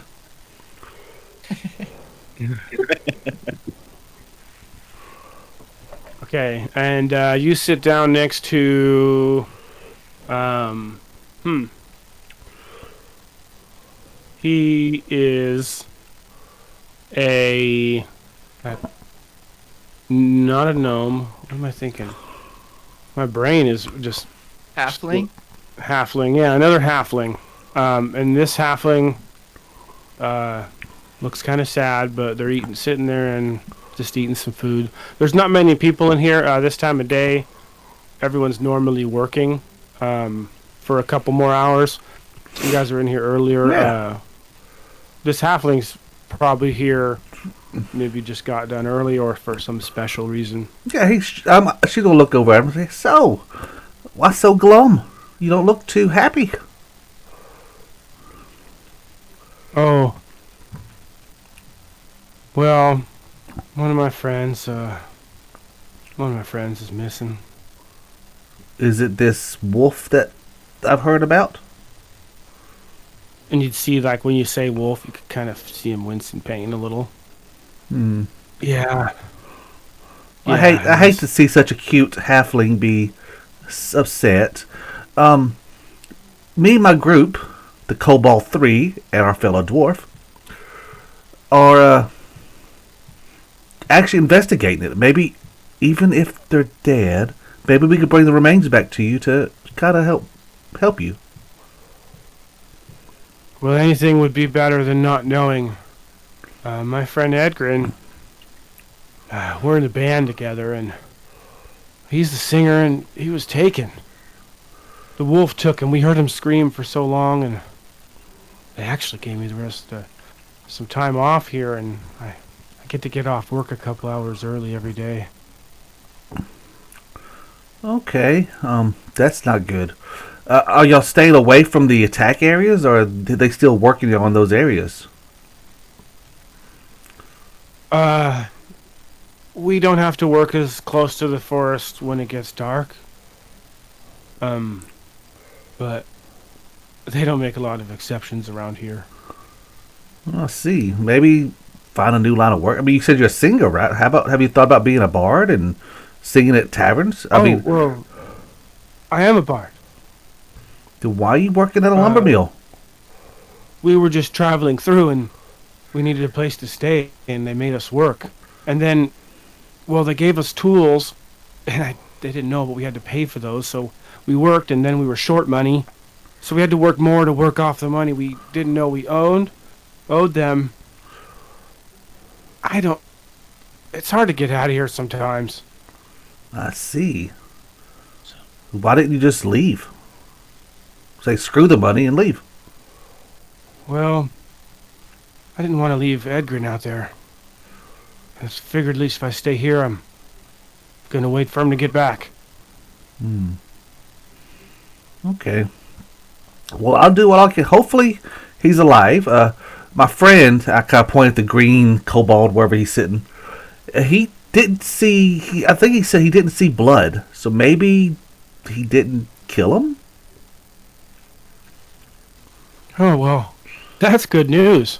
Thank you. Well, anything to help, especially somebody as cute as you. One more question, and I'll stop bothering you.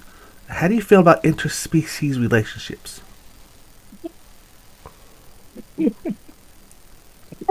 Fade to black. That was not the question I was expecting at all. I think that the halfling person kind of ignores the question, and they're like, "I'd really like to focus on Edgrid for now. I think that I need to find him, and we need to get on our way. I agree. I'm not that kind of bard." Well, I'm not that kind of bard. It's a great line. I promise we'll try our best to find him. We plan on going first thing in the morning. Have you ever played Knivesies? You would look down in his hand and see a scar, and he would bring a hand up and say, "Yeah, they made me play once, and I lost. I don't want to play anymore." Okay. I'll just start. You can see that this person is sort of like scared and uncomfortable, and like they don't even want to be here. They're just here. So Yeah, he is not meant to be in a lumber mill. maybe you singing us a song will help cheer you up. Good old fashioned debt slavery. For real, bro. I know, I was thinking Tobilas actually is kind of pissed about that. Yeah. Arky doesn't like it either. It is sort of like a slavery, because now he would actually explain too that now that Edrin's gone missing, he has to pay for Edgrin's stuff too. Oh. So he's got to work here. He they don't pay him much, So he gets his day's pay, and they take a little, and then he's got a debt, and but he does sing a song. I'm gonna roll a performance check. What's the halfling's name again? 20. His name is Darrigan. Darrigan. Okay. Oh, a 20? That's a good song, Darrigan. And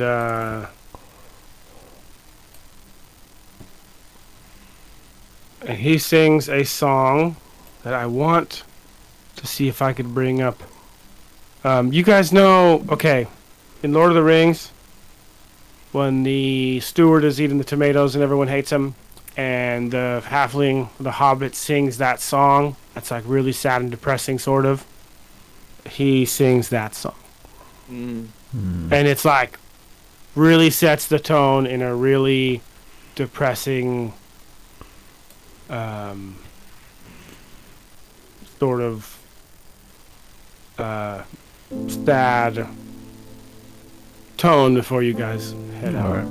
Well, Arky is I going to wish be I was quiet. talented enough to sing the song, but I'm not. So Arky, you're going to see a little Good. tear go down Honestly, her music go down her is snout. playing. Little tear down Arky's Oh, snout, not and here. she'll be quiet for a little bit. Give other players a chance. I kind of want to listen to the music for just a second. It set the tone so right. It started Yeah. playing. Sorry. Let's let that sing. Let that sing it, and so the halfling starts picking at his instrument, and he hasn't started singing yet. And we let this moment resonate.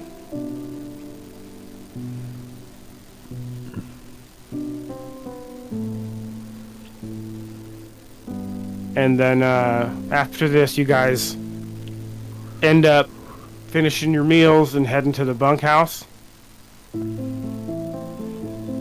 And this song really kind of put everyone in kind of a dour position in their mind, What are some of the things you guys are thinking about, your characters are thinking about as they're laying there in the bunkhouse? Are we all together, or do we have like separate rooms? It's like a big room with hella bunk beds. Oh, okay, so we're not alone. I was Yeah. totally gonna start talking mad shit, but maybe not. But you're like, fuck all these, and they're like, hey, what are you talking about? We're trying to sleep. Kizik is thinking of unionizing. Yeah. Nice. Yeah, Arky is the same way. She honestly- wants to overthrow the lumber mills. Forget the main quest. Lumber mills are the evil people. Yeah, I want to find this missing person because it's clear that people are missing because the lumber consortium, the government of this place, doesn't care enough to stop it. Right. Well, as long as the lumber consortium is making money, and like I said, you heard the boss say, "We got plenty of fingers. I ain't enough gold." The tree of liberty must be watered. Damn right.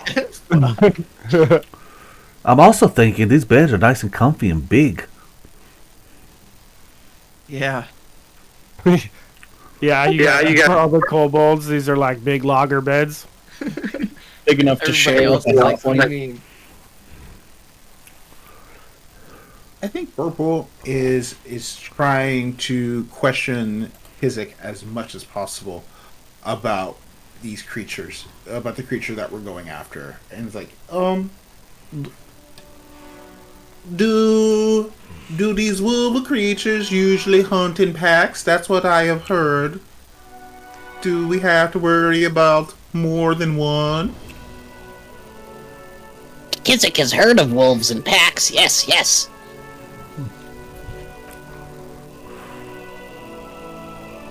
Sometimes, though, there's a lone wolf.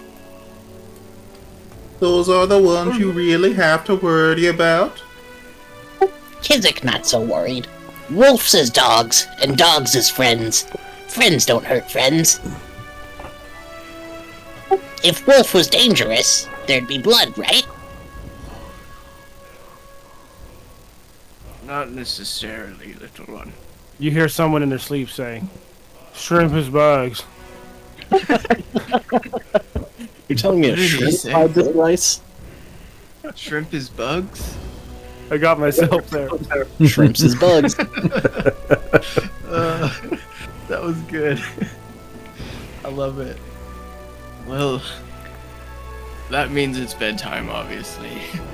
I don't know if he was telling us shrimp is bugs or he's having a bad dream, but I think we might retire for the night. We have a wolf to hunt in the morning. Then you hear the guy say again, "Them ain't shrimp, they got wings." Good luck sleeping, everyone. Popcorn shrimp, butterfly shrimp, shrimp kebabs. And everyone drifts to sleep. And I want to try. Yeah, on your character sheets, you guys will see the rest and the daily preparations. So you guys can do that if you need. Yes, I need to do that because I used a spell. And I don't need to consume a ration because we ate at this place. Alright. Yes. That's a big deal why people stay here. Rations are, hard to come by. It's hard times in this Vale, and people think, man, a day's work, and I get to eat as much as I want and sleep in this big bed, and then they always trick people. Oh wait, we ate for free tonight, right? Right. I didn't have Yeah. to consume any of my You can put your ration back. I will, when I get up, I'll don my armor, get my shield all nice and positioned. So, group, are we ready to brave the veil and fight this mystery creature? Kizik always ready. Yeah, so you guys gonna head out? Yeah. I think I am keeping my exploration activity on the scouting. So once we have tokens, y'all can put that scout on there. Keep mind is tracking. so. We head straight north the next morning. Yeah, so I'd say it's around 6 a.m. the next day. And you guys wake. And if anybody wants to deal with the token, let me see. When's the last time you all got some experience? Right there, okay. Before we leave, I want to talk to the halfling. Okay. Forgot his name again. The At this time of day, you might catch him in the mess hall for breakfast. If not, he's going to be working, and if you interrupt him when he's working, he'll get yelled at. You know that. Oh. So I was gonna try and see if I could convince him into sneaking out with us. you might find him at the mess hall. Okay. I'm gonna go see if I can find him at the mess hall. Jump up on the dining table. Workers of the lumber mill, unite! You have been taken advantage of. Like, no shit. No, I think I'll wait to talk to him, actually. Because if he's gone after we come through, it's gonna be obvious. And we got more important things to worry about, like the people that are actually missing. Okay. So I'll talk to him Knowing later. that, you could still swing into the mess hall for breakfast. But if you guys leave without breakfast, I'm not going to say, oh, your stomach's growling, make a -1 or whatever. Yeah, Arkle will Don't eat worry some about- eggs, though. Okay. Yeah, so you guys... Sorry, what was that? I said eggs is like a fucking dog. Oh, yeah. I imagine someone's cooking them, and you guys are looking at them like, what are they doing? You ruins it. Yeah, ew, gross. The kobolds probably eat the eggs raw. Yeah. Oh, yeah. The shell is good for calcium. Ugh. You're like seeing somebody crack an egg, and you're like, what a fucking waste.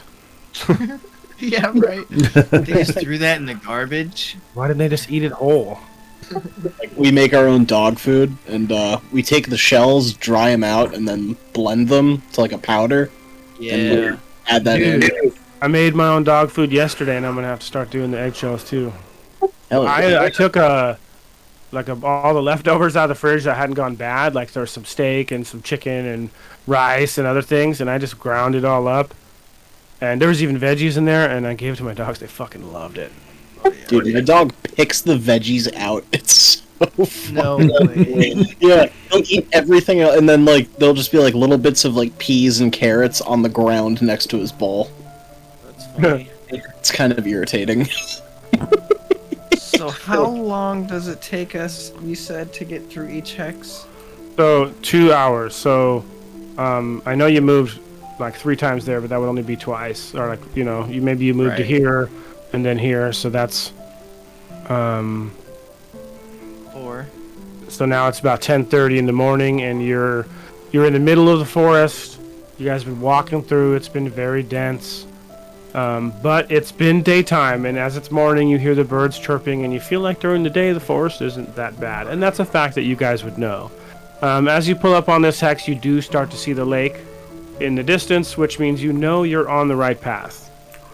Alright. Any signs of this dragging wolf, Kizik?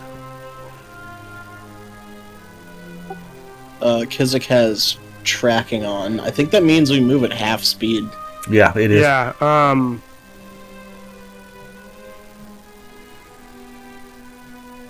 That's why it's 2 hours instead of 1. Or, well, I guess if that's the case, if you're tracking, then it would be 4 hours. Is that what we're saying?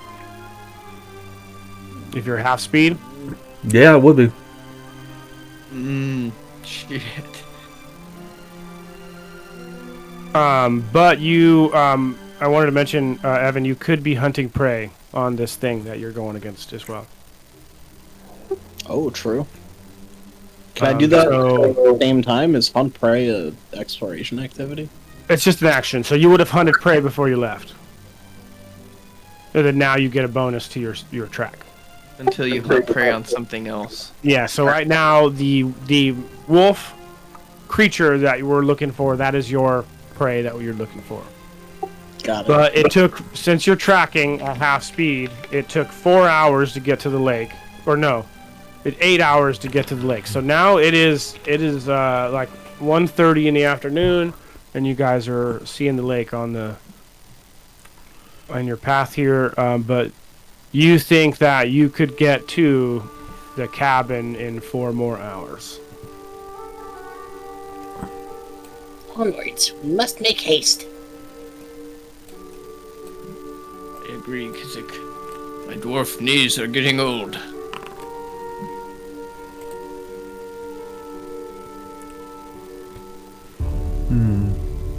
Uh-oh. I don't like that. The game master privately rolled some dice 15 seconds ago. Hmm. Oh, But yeah, you guys, I don't know if you want to move to the, to there. So then we'll move 2 more hours. And then 2 more hours. And I'm going to pause the game there and move us to a map. a new map. Let me get some... Oh, look at me. I already put this little thing here on it. Okay, I'm going to put you guys on the map. I'm not going to let you move just yet. Of course, the token is wrong. Because I can't figure out how to do the prototype token on the party page. But it's whatever. Take me a second to update that. Where did it go? I love it. Oh, here we are. Boom. Oh, I was in the wrong folder. Why did that not work? Oh, wait. No, what? Aha! I think I'm here.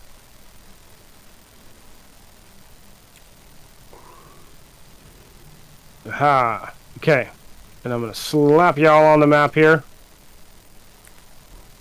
And Okay. I'm going to read... Well, we're Little still on the. something, something. I'm still on the wall map. Yeah. Oh, yeah. I always do that.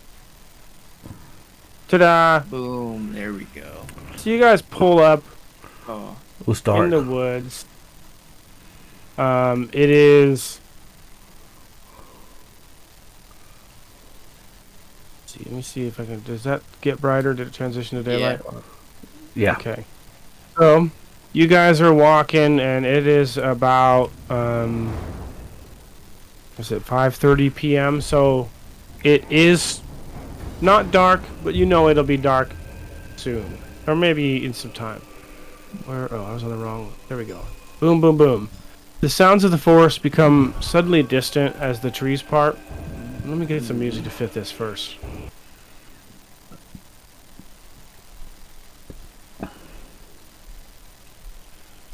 Yeah, I'm ready for the music. The sounds of the forest become suddenly distant as trees part, opening into a small, almost perfectly circular glade.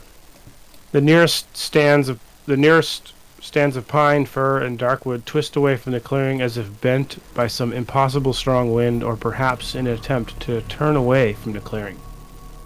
At the glade center squats an ugly cottage, little more than a pile of twigs, shoots, and ivy stacked upon mud walls. From the thatched roof dangle bundles of gnarled roots, animal bones, and knuckle-bone bangles, all clattering together like a gruesome wind chime. A dozen small thatched fetishes, each shaped like a tiny person, imp or rearing serpent, stand popped in the yard, keeping guard before a rickety plank door. What appears to be the remains of a recent campsite sit near at the northern portion of the clearing. I'm assuming, is that what this is? Yes. Okay. A fabulous mansion. Yes, and you all would know this as Umizilla's hut, the witch's hut.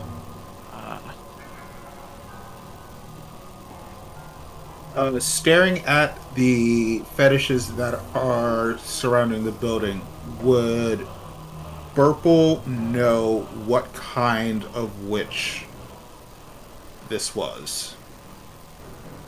Let me see.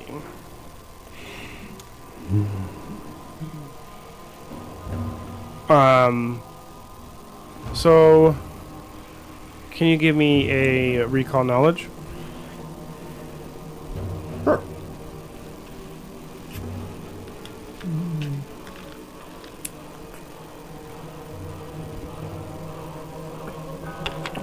Music just got really scary all of a sudden. And I would say if my roll is below, if the dice roll is below a 10, I would like to re-roll it. Okay. With that roll, you know that you could tell that this witch is a hag witch whose patron is likely Baba Yaga.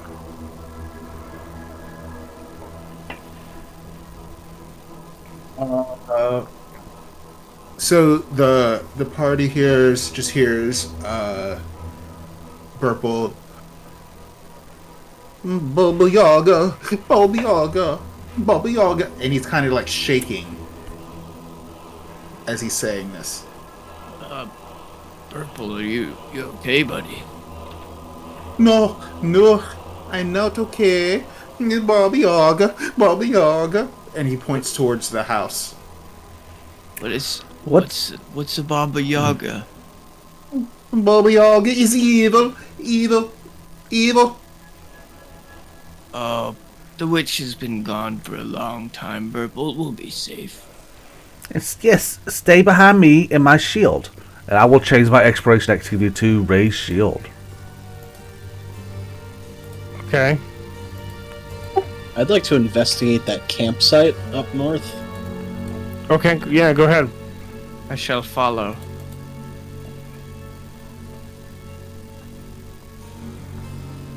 Are you two coming? There's about a feeling up Yeah. Whoever goes up and is taking a peek at the fire area, go ahead and give me a private or a secret perception check.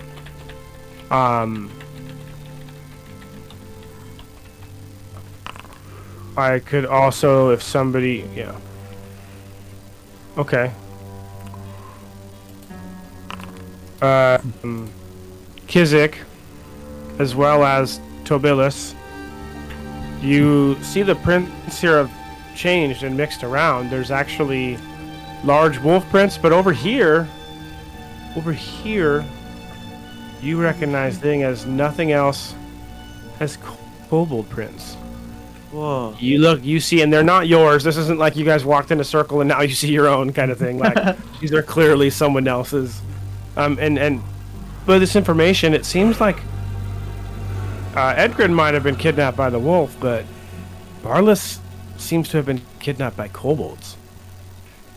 Whoa. And you feel like you should put that into your player notes. Yeah, I was just about to say. Okay. I didn't want you to forget. No, that's a good. Thanks for reminding me, because I would have forgot. Following. That's for Barlis. That's the missing persons one. At his Miller's shack, we found Kobold tracks that seemed to be the culprit of kidnapping Barlis. The wolf might not be the culprit this time.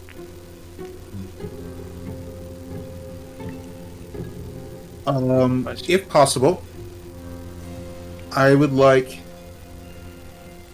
Burple to send Hootie to do a fly around of this building. Okay. Is there anything in particular you're trying to glean from this section? Just more or less a lay of the land to make sure that at least the outer perimeter is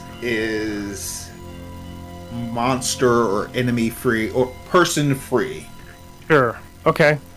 So yeah, you send Hootie out. Hootie flies off your staff and does a circle of the perimeter of the area, comes back and lands. And I'm not sure, do you guys have sort of like a telepathic bond or anything? Yes, so for right now, Hootie can't speak to me, but he can convey emotion from, and it's an empathetically, he can convey emotions emotions with me as long as he's within a mile. Okay, so you send Hootie around, and as Hootie's flying around, you see the Hootie. You feel just like a sense of freedom and joy, and you can tell that Hootie's really enjoying taking flight at this moment. And as it goes by, Hootie comes around, and you feel nothing but this joy.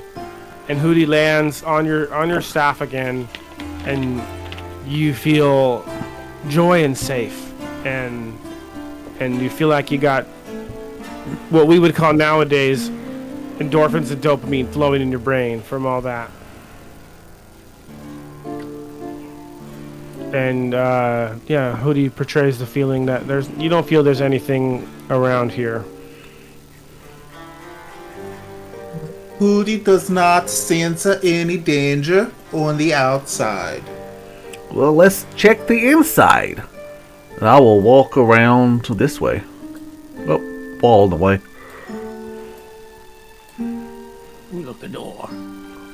I will try to push it. Wait, it might be traps. I'm not going to open it. I just want to push to see if it's loose. The game paused. Oh no. I'm reading. Oh, okay. Dun dun dun dun. So yeah, this door is swollen shut. It's not. It needs to be like blown down or pushed over. All With an right. athletics check. Oh, I can do that. Before Go ahead. before you knock down the door, can I do something, please? And Purple rushes up to the door while fidgeting into his book bag, and he pulls out where is it? There it is. His little brass ear. Ooh. And he puts it up against the door and he starts listening. Okay. See if he can hear anything on the other side of the door.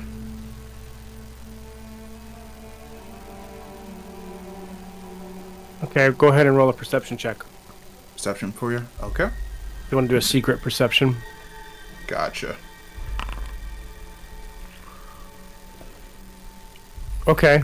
You're pretty confident that it's dead quiet on the other side. Putting the brass ear back into his bag, he's like, I don't hear anything. Please knock down the door. All right. Arky will move back. She'll start doing some exercises. She'll twist side to side, do a couple toe touches, get ready to break down the door. And then she will roll her athletics. 22.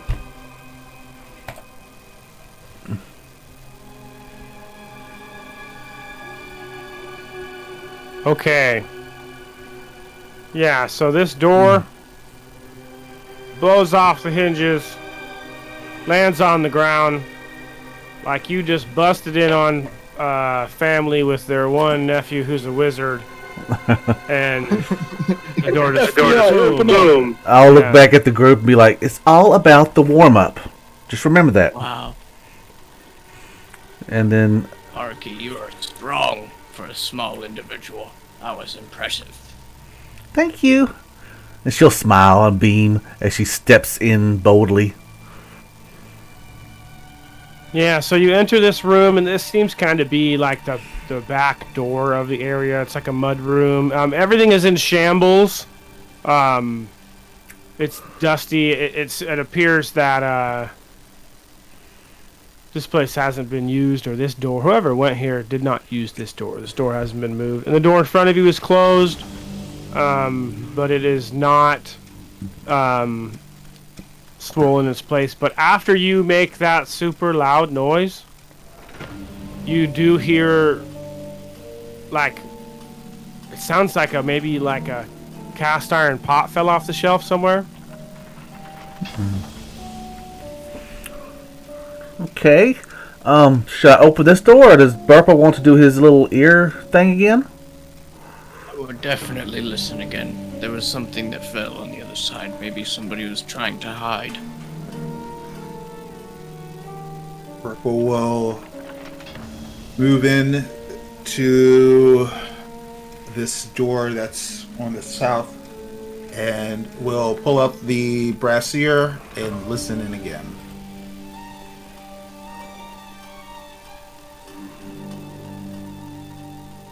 Okay. Go.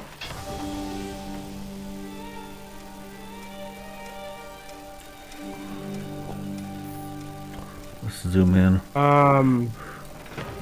So you hear a slight clattering, like a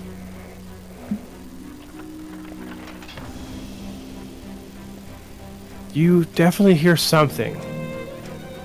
You don't know what it is. I mean, it not sure if it's just a reaction of something falling because you slammed the door open. They had slammed the door open so hard, but something definitely moved. Purple backs away and he's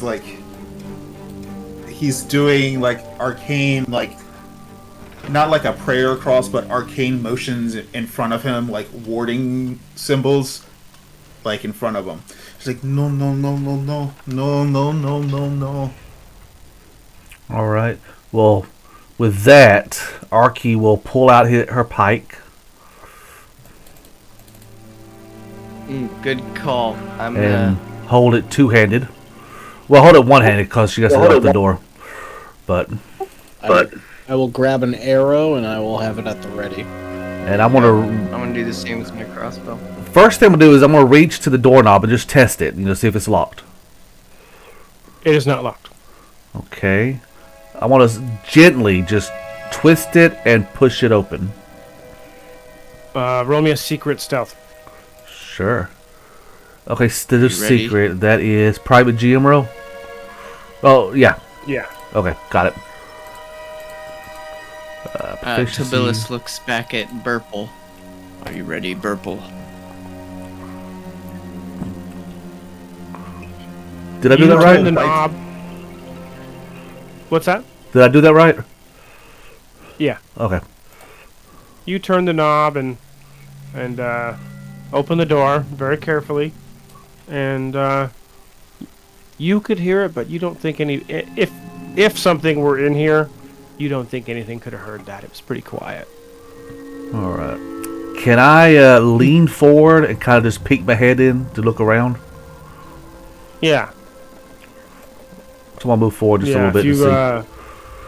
Yeah. So you see in this room, it's a big room with like a big burlap rug on the ground. There's a bench over there. You see remnants of some alchemical tools. Nothing usable, but it just seems to be kind of a big open room with two doors.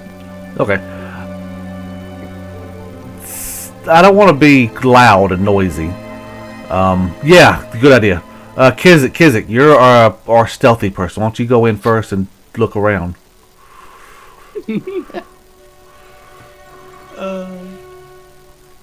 Sorry, I was taking my melatonin. Oh hell yeah!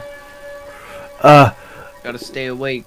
you are our ranger. You probably have real stealthy. Would you like to go in and check it out?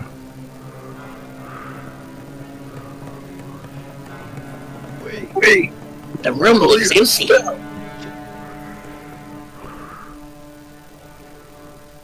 So, Kizik, you enter the room.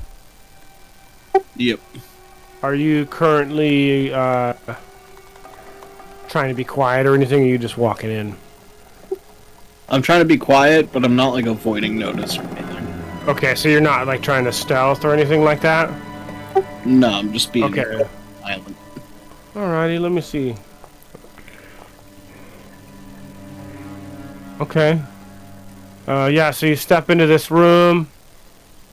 You don't try to be quiet too much, but you don't make any noise as you're walking in. You feel like some of the floorboards might creak, but the ones you stepped on didn't. But you still don't see much. Everything's quiet.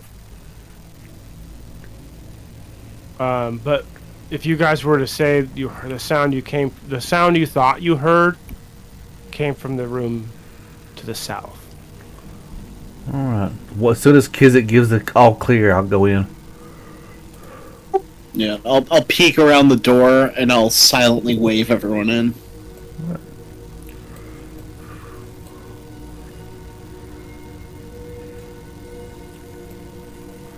You said the south is the one that we heard the noise from? Yeah. Okay, I will. I'm not going to really look around this room. I'll let the other more perceptive people to do that. But I will go to the door to the south. Okay. Is anybody attempting to do it stealthily or just walking up normally? I'll attempt it, yeah. I think Purple. Yeah, Purple is scared, so he's going to be trying to move as silently as possible. Let me see. Okay, yeah, I got Tobilus's. If anybody who's trying to be quiet or anybody trying to listen or whatever it is you're trying to do, go ahead and give me a check for it. And Yeah, my armor check penalty. yeah, the Yep. dice roll. Oh, I forgot to do it secret. I'll re-roll that. Or did I do that secret? That's okay. Okay, cool.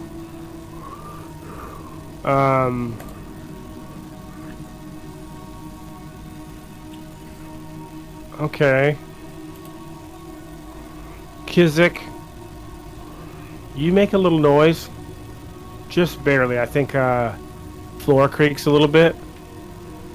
And you think you heard something in this room move. It almost sounds like when a pan shifts in the cupboard. Almost seems like you moved, it moved. Can't really tell if it's maybe the floors are sagging things or something else, you know. It's hard to tell. I'm gonna whisper very quietly to Arky. Before you open that door, Kizik thinks we should search this room. Kizik hears something Arky will nod. coming from the walls.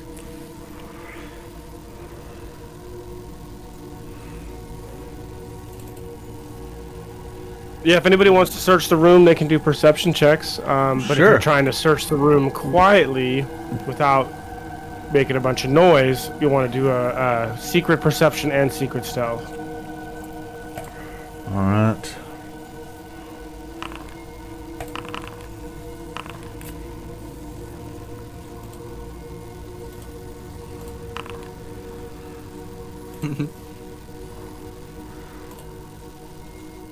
Okay.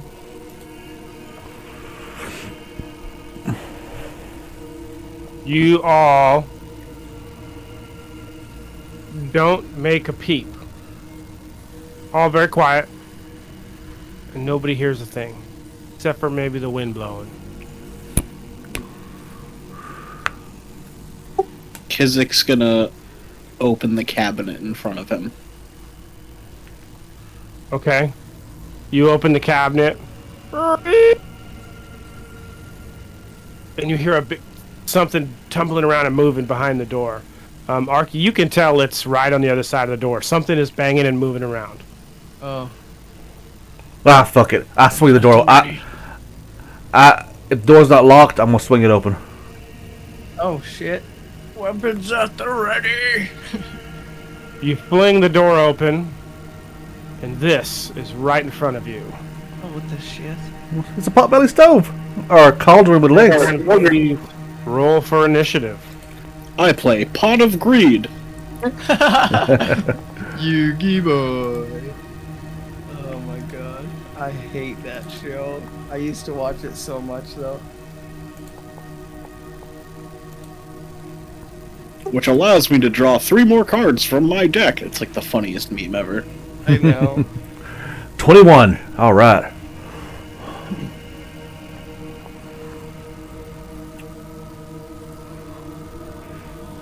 I used to have a Gearfried the Iron Knight deck. Are we getting an initiative from you, Tobilis? Oh, that'd probably be a good idea. I never got into Yu-Gi-Oh. I collected Pokemon cards. That's about it.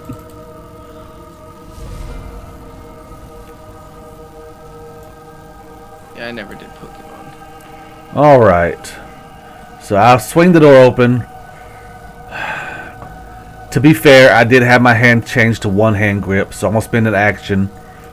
I think, yeah, it's an action to bring it back to two-hand. There it is. So Okay. I'll spend an action moving my grip to my pike back to two-hand. Then I will... Yeah, I'm going to use my vicious swing. Okay. So make it a strike. Yeah, if you hover over it, I think you should know you can hit Oh, T on target. I have it on secret again, so I don't know what it is. Okay, that is a hit. Go ahead and roll, if you want to target and then roll damage. Oh, yeah, sorry. Target, damage. Vicious swing is active, and roll. 15. Ooh, damn. Okay. You see that it doesn't all go through. Alright, and that is my turn. That's 3 actions. That's terrifying. Okay. Oh, cool. I clicked that hourglass and it ends my turn. Alright. Oh, take that off.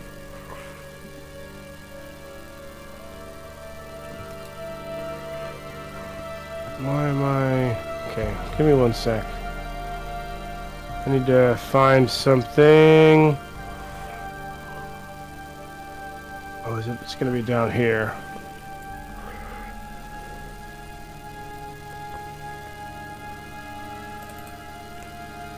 Okay, yeah, so now it is the thing in front of you. Some sort of cauldron with legs. And it immediately strikes at Arky.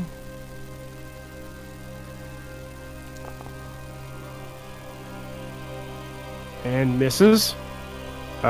Which is going to immediately strike again. And miss. And it's going to keep going. It's mad. You're up in its grill. Critical miss. Damn. And that is the creature's turn. We are moving to Kizik. Alright, Kizik's gonna pop off a recall knowledge. Ah.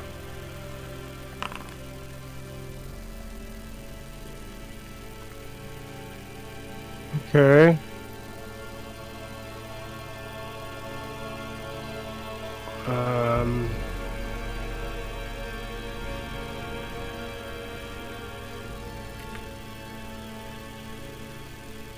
Yeah. Okay. So, I'll give you 2 questions. What is its lowest save, and does it have any immunities? Okay. I don't know if I'm supposed to just give you like 1 immunity. I'd imagine. So yeah. If you open the bestiary, I'm gonna show some of this stuff.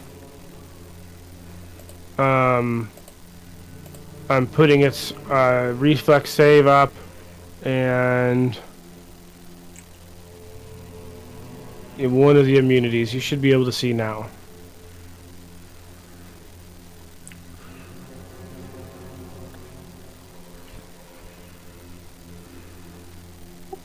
What kind of creature is it? It should be an unknown tab. Oh, it's at the top. I didn't see. Okay, here Yeah, we go. because it's still not categorized yet. So you should see the reflex and the bleed immunity now, right? Yes, sir. Okay, so you know that I'm just walking through this first one, so it's simple. But now you know that this thing is immune to bleed, and its lowest save is its reflex save. Alright, I'll relay that to the party. I'll just say it out loud. I don't think that costs an action, does it? Talking. Speaking on your turn is a free action. Okay. I'll tell everyone. It looks slow, and it can't bleed.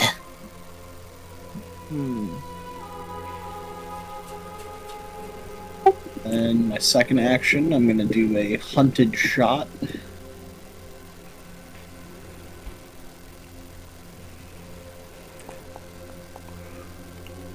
Oh shit! Nice hit.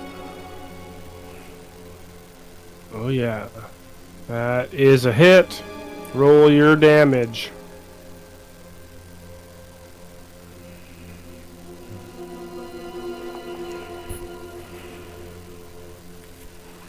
And then my third action, I will do another hunted shot. You Ouch. see that it didn't get hurt that much. I'm probably gonna miss. You guys ever seen Beer Fest? No. We're not that drunk. Nope, I haven't. I don't know the reference. But maybe somebody listening will.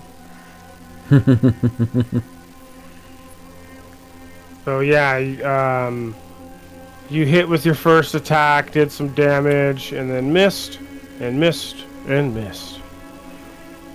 Technically the last two were critical misses, but you know. Tabilis, your turn.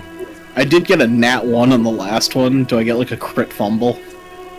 Ooh, I don't know if I have a existence. fumble deck. Is there a fumble deck? Do I have that? I do. There is no, I one. have There to is one fumble built into down. Foundry. Yes. Okay. Are we doing that? I shoot Arky in the back of the head. So That- do that- you like? Yeah, there's a whole bunch of them. Is it like a roll to see which one it is? Is that how that works? Or I Yeah. just pick one at random. Or? You can import we it into roll your it's in your compendium. You import it into your rollable tables, and then you can just roll. Okay, I just rolled here for now. Yeah. You are off guard until the wide open. You are off guard until the next end of your next turn. Oof. I want to see if I can get that. I can don't learn have any room for macros. Wait, no. So yeah, that's easy to find later. So yeah, So, I will make you. Yep, you got off guard. So Tabilis. I think what I'm gonna do, knowing that this creature cannot bleed, and that, I don't know, I can't really trip it. I'm not the most athletic, so I'm gonna free up a hand so I can cast a spell. And that spell is going to be a cantrip, Divine Lance, for 2 actions.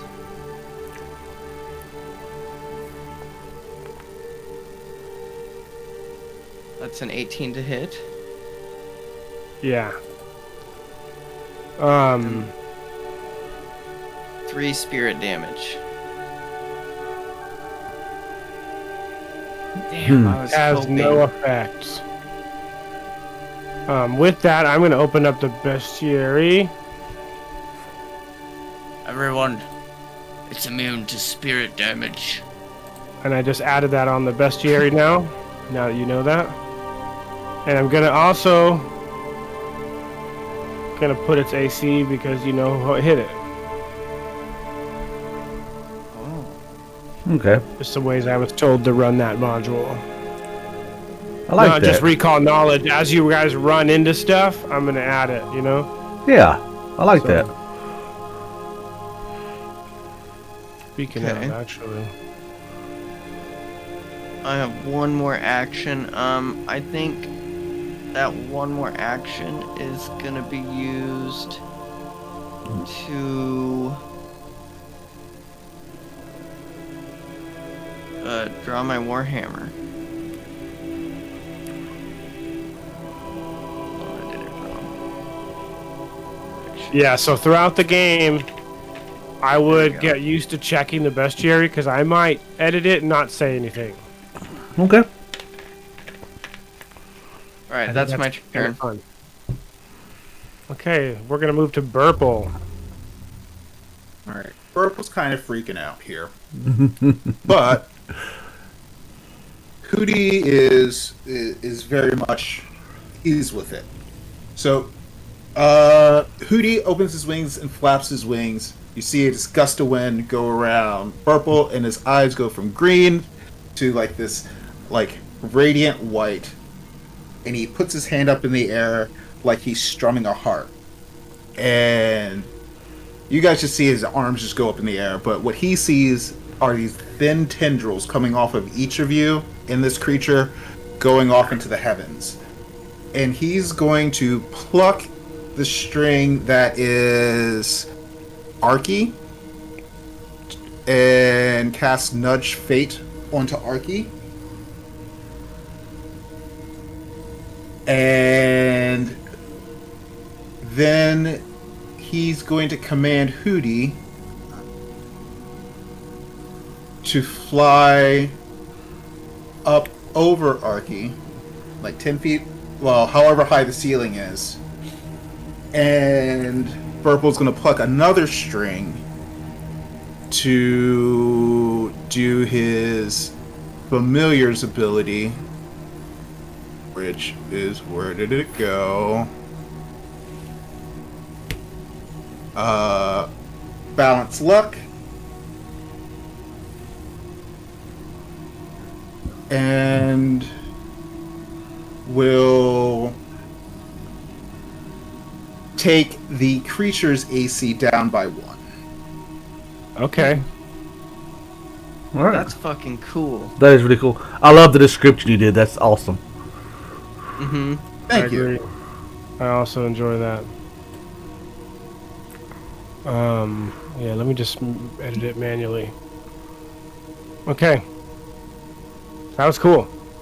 So I put that familiar balance luck effect on Arky.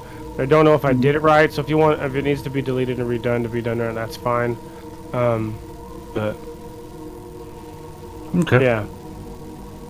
And then moving to the top of the round with Arky. All right. Well, Arky knows that poison don't work and bleed doesn't work. I mean, Arky knows that bleed doesn't work. Let me pull the creature up. Okay, it is. That bleed and spirit don't work, so we're going to try poison. I am going to flip my tail around to my weapon and spend an action using my tail toxin to apply some poison to my pike. And then I'll spend my last 2 actions not shutting the door. Using Vicious Swing again.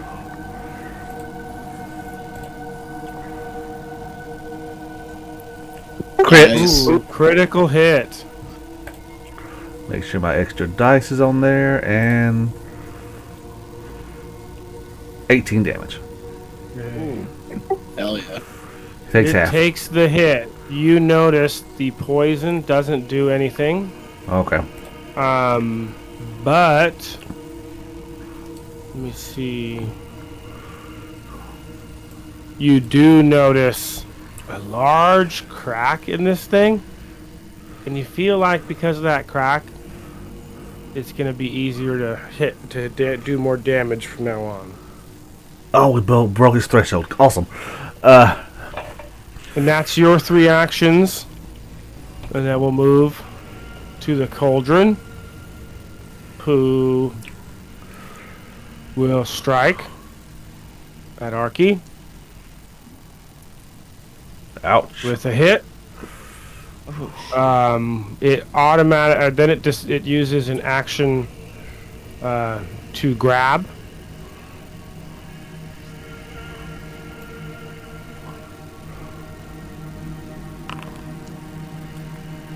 Natural 20 for a critical success. You are restrained until the end of your next turn. Okay, and then its 3rd action. Wait, what about damage? Not trying to be that guy. Oh yeah, you're right. Yeah, I agree. But teacher, you forgot to collect the homework. Oh, 1. Ooh, 1 damage. Hey, you know. It uses Swallow Whole. Monster attempts to To swallow a creature of the listed size or smaller that it has grabbed in its mouth.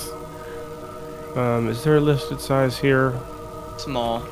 Yeah, if Yeah. it's medium, it'd be small. And I'm small, so yeah. Okay, so it tries to grab you in its mouth. Makes an athletics check. Success.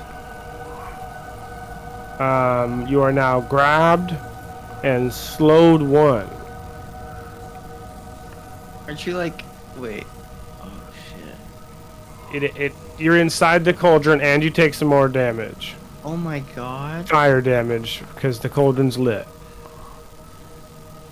And has to hold its breath or it starts suffocating. I forget holding Yeah. breath. What is the rules on that? It's like a constitution per round or something like that. I don't know Okay, I'll look it up. exactly.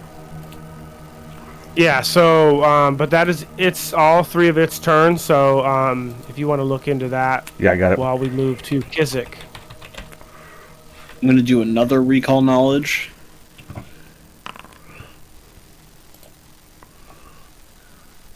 I really love that this mod makes recall knowledge feel stronger, and it makes like everybody want to do it, and I love that All right. because I feel it's cool that people are learning. So,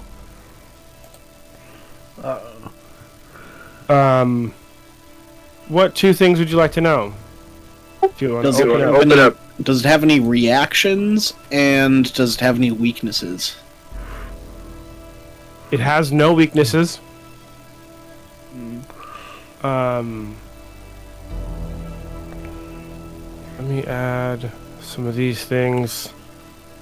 But you do know that it is immune to death effects. But you guys should notice if you look in the bestiary, it's a lot more lit up. Anything that you've seen so far shows up. What about reactions? Does it have any?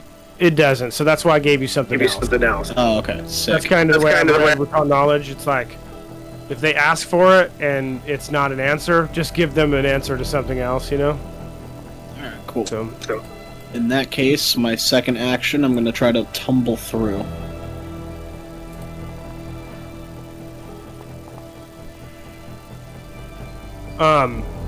you know it doesn't have any reactions. So you don't Yeah, need to do any I'm gonna tumbling. Well, I mean, to like get through. Yeah, to pass through his space. Oh, Yeah. okay. Might be. You're right. So I think that is it against his reflex save? Or reflex or I think what it's is it the against on my fortitude end? DC. On my end? Okay. Yeah. Oh, you.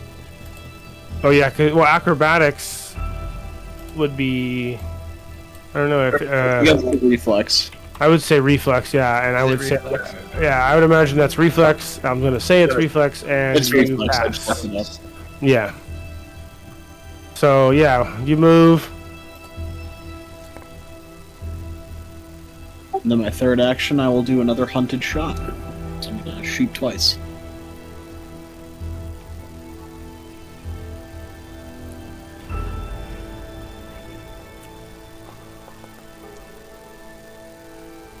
Ooh, Nice. Gosh, critical hit. Written them. And good damage too. Holy shit.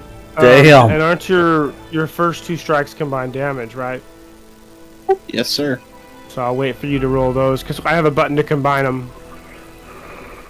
So if you want to roll your second attack first before I do that, I ruined it.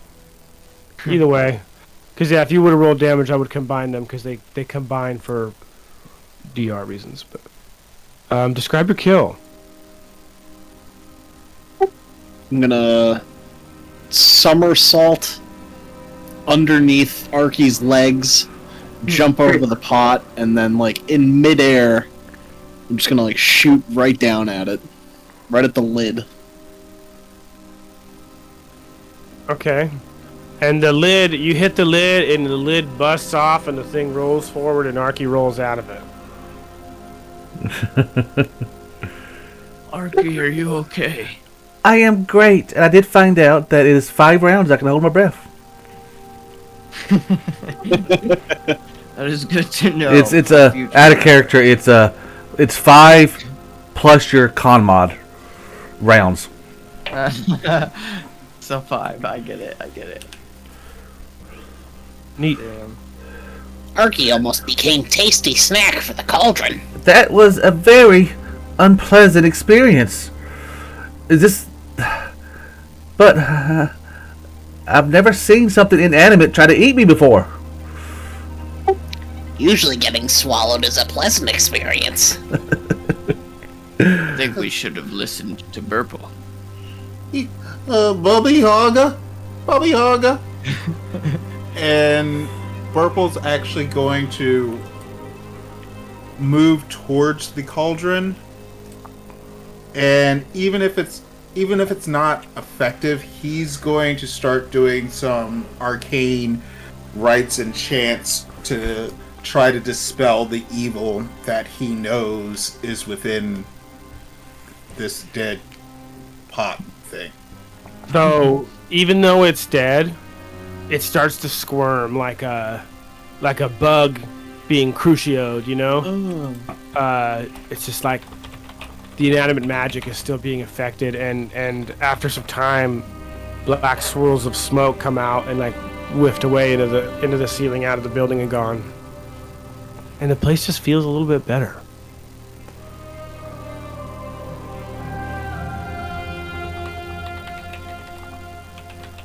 And we're out of combat, and you guys gotta... Tobilis will look over at Arky. Oh, Arky, you're bleeding. And burnt. Let me help. And burnt. Yes. I was Here, inside the let belly of me, that cauldron. Yes, that makes sense. I think the lid cut you a bit. And I'm going to... Here, where's the freaking... Oh, Can I try to aid even though I'm untrained in medicine? Yeah. I think you technically need a healer's toolkit. I think. You do Oh, treatment. yeah.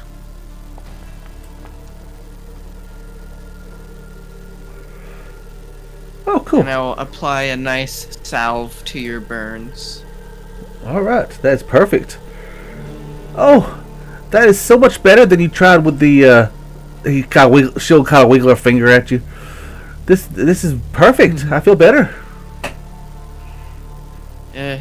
Sometimes I do well. And, Well, what is in this room? So, you go in there. If you're looking in the room where the cauldron was, it's just a storage room with a bunch of different pots and pans and stuff. And looks like the cauldron was just put away one day and never came back. I want to kick it. I'm gonna kick the cauldron. It rolls and makes the same exact sound you heard earlier. Oh, it's still alive. I've heard of it. This is ridiculous. Purple is shaking his head. Like, for him, things aren't adding up. If I were to perish, Hooty would not exist. Do you know what I'm saying? Yes. Tobilis looks over. I think I understand what you're saying, yes, but is this a familiar, you think? Or just an enchantment? Okay, I'm lost. What?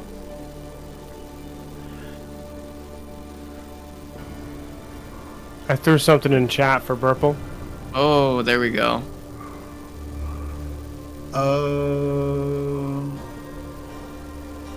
Okay. Oh. You know that the cauldron is not a familiar, it is a crafted construct. Okay. Okay. It is. You are right. It is only construct. It is not familiar. For once, kinda glad I'm right about that one.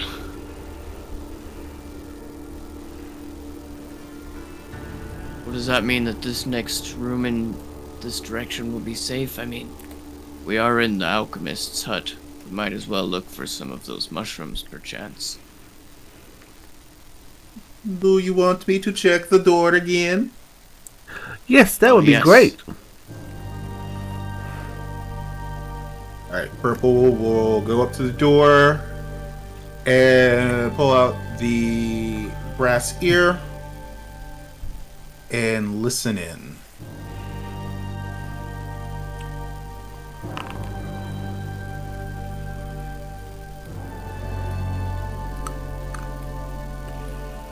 You don't seem to hear anything. It is all quiet. All right. Malarkey. All quiet on the western door. All right. Arky will walk up to the door and jiggle the handle to see if it's unlocked. It is unlocked. She will push it open. In this room, you see an old fireplace that looks like it hasn't been lit in a long time. You also see a table, and the front door is wide open. It looks like it was rotten, blown off by the wind long ago. Room seems pretty empty. I mean, there's a lot of clutter, so there's nothing you see right away. If you were, you might have to spend some time looking. It doesn't look like somebody settled in and made home. Somebody definitely stayed here but traveled light. You see probably more fetishes like you did outside, stuff, Baba Yaga related stuff. And you guys are searching. You guys take some time, and Kizik, as you're over by the fireplace,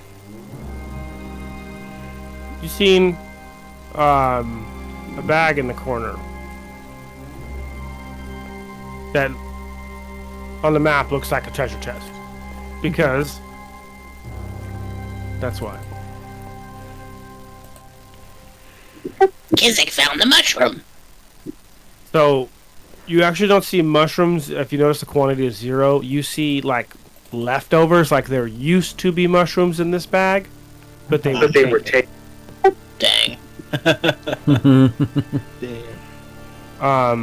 But you do see 3 gold pieces and some unusual object.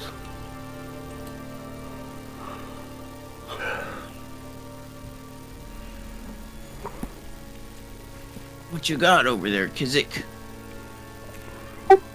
Kizik doesn't know. You tell Kizik. I put it to the party stash, just so you know. I will take a look. Can I roll, what, like a crafting maybe? They're all in the chat. Oh. Oh. Oh. I think I have some of those.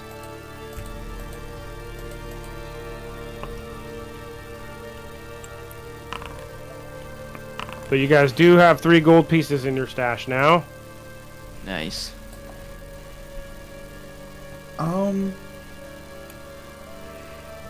Yeah, Tobilis grabs the unusual object and looks it over a couple times.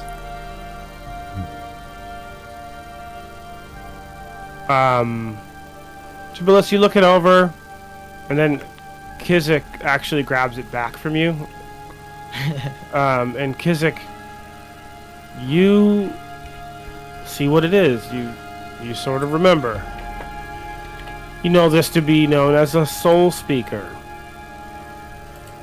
I wish I should. Now that it's identified, the description is there. I wish I could have seen the description when it was identified before. But So this grotesque amulet-like shrunken head is said to hold a shard of its owner's psyche. The head is often that of a humanoid, but any creature capable of speaking in life can provide the grisly component needed for this magic item's creation. The head can contain a short message whispered into it and can be commanded to repeat the message later.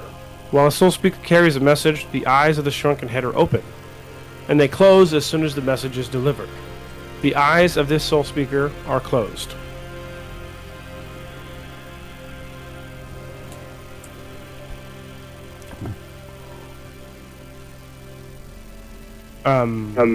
With two actions, you can whisper a message, and it'll hold it, and its eyes will open, you know?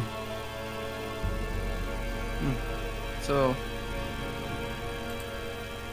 like a voice recorder. Yeah. So, I imagine Kizik is going to start his own podcast with it. He goes insane. He starts talking to it like it's a volleyball and he's on a desert island. That's funny. Love it.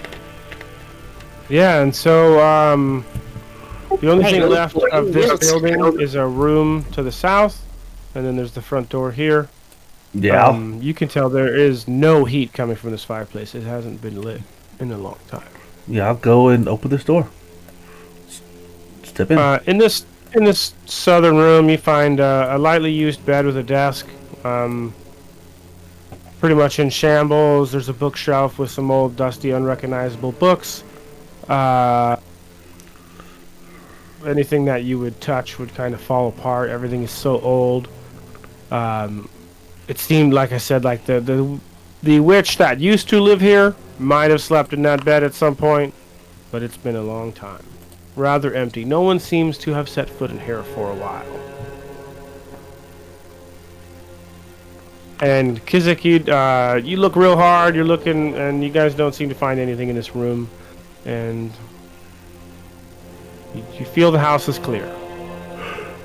All right. No sign of Barless. And then up front here, Kizik, you pick up your old tracks. Before, you see the same tracks you guys had seen when you're walking up, but you guys went to the right instead. So you see the wolf tracks over here. But if with your perception check, I'm gonna roll that over because you're in the zone. You see wolf tracks, and then kobold tracks lead northwest. In the same direction. No, the kobold. Yeah, yes, they go in the same direction. Kobold and wolf tracks all go this way. Kizik wonders if this kobold and this wolf is working together. You follow Kizik. We find out. Yeah, I'll follow Kizik. Okay. And then we are going to move back to the Dark Moon Vale map. And then from here, if you guys would like to continue, or I don't know if you guys plan on resting. It is almost 6 p.m. here, and it is getting dark. At least it was, on the other map when it was. So you guys have the option of resting at the hut or moving on. It's probably safe to rest at the hut. I was thinking that as well. I think that maybe before you guys leave, you have a direct path you plan to go. Maybe everyone could take a rest in the hut, and we could call it there for episode 1. Sounds good. Yeah. Yeah, that sounds good. Yeah, that was awesome. For me.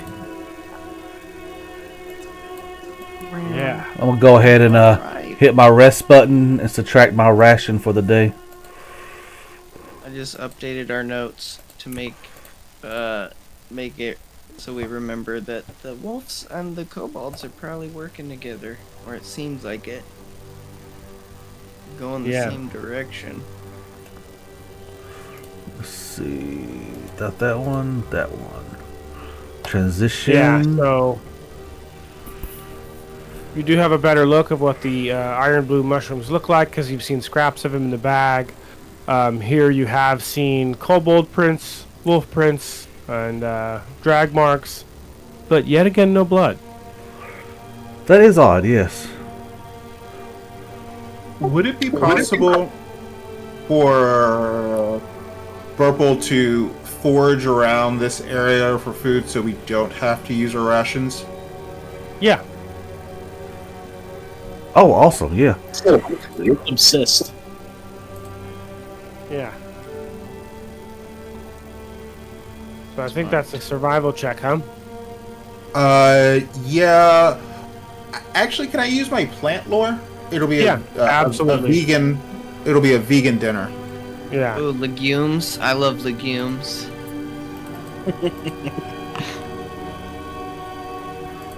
Okay. Yeah.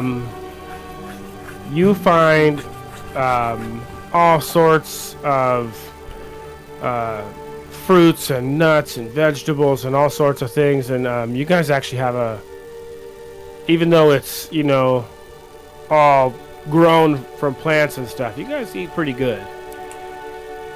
Hell yeah. Yeah, it sounds great. Purple.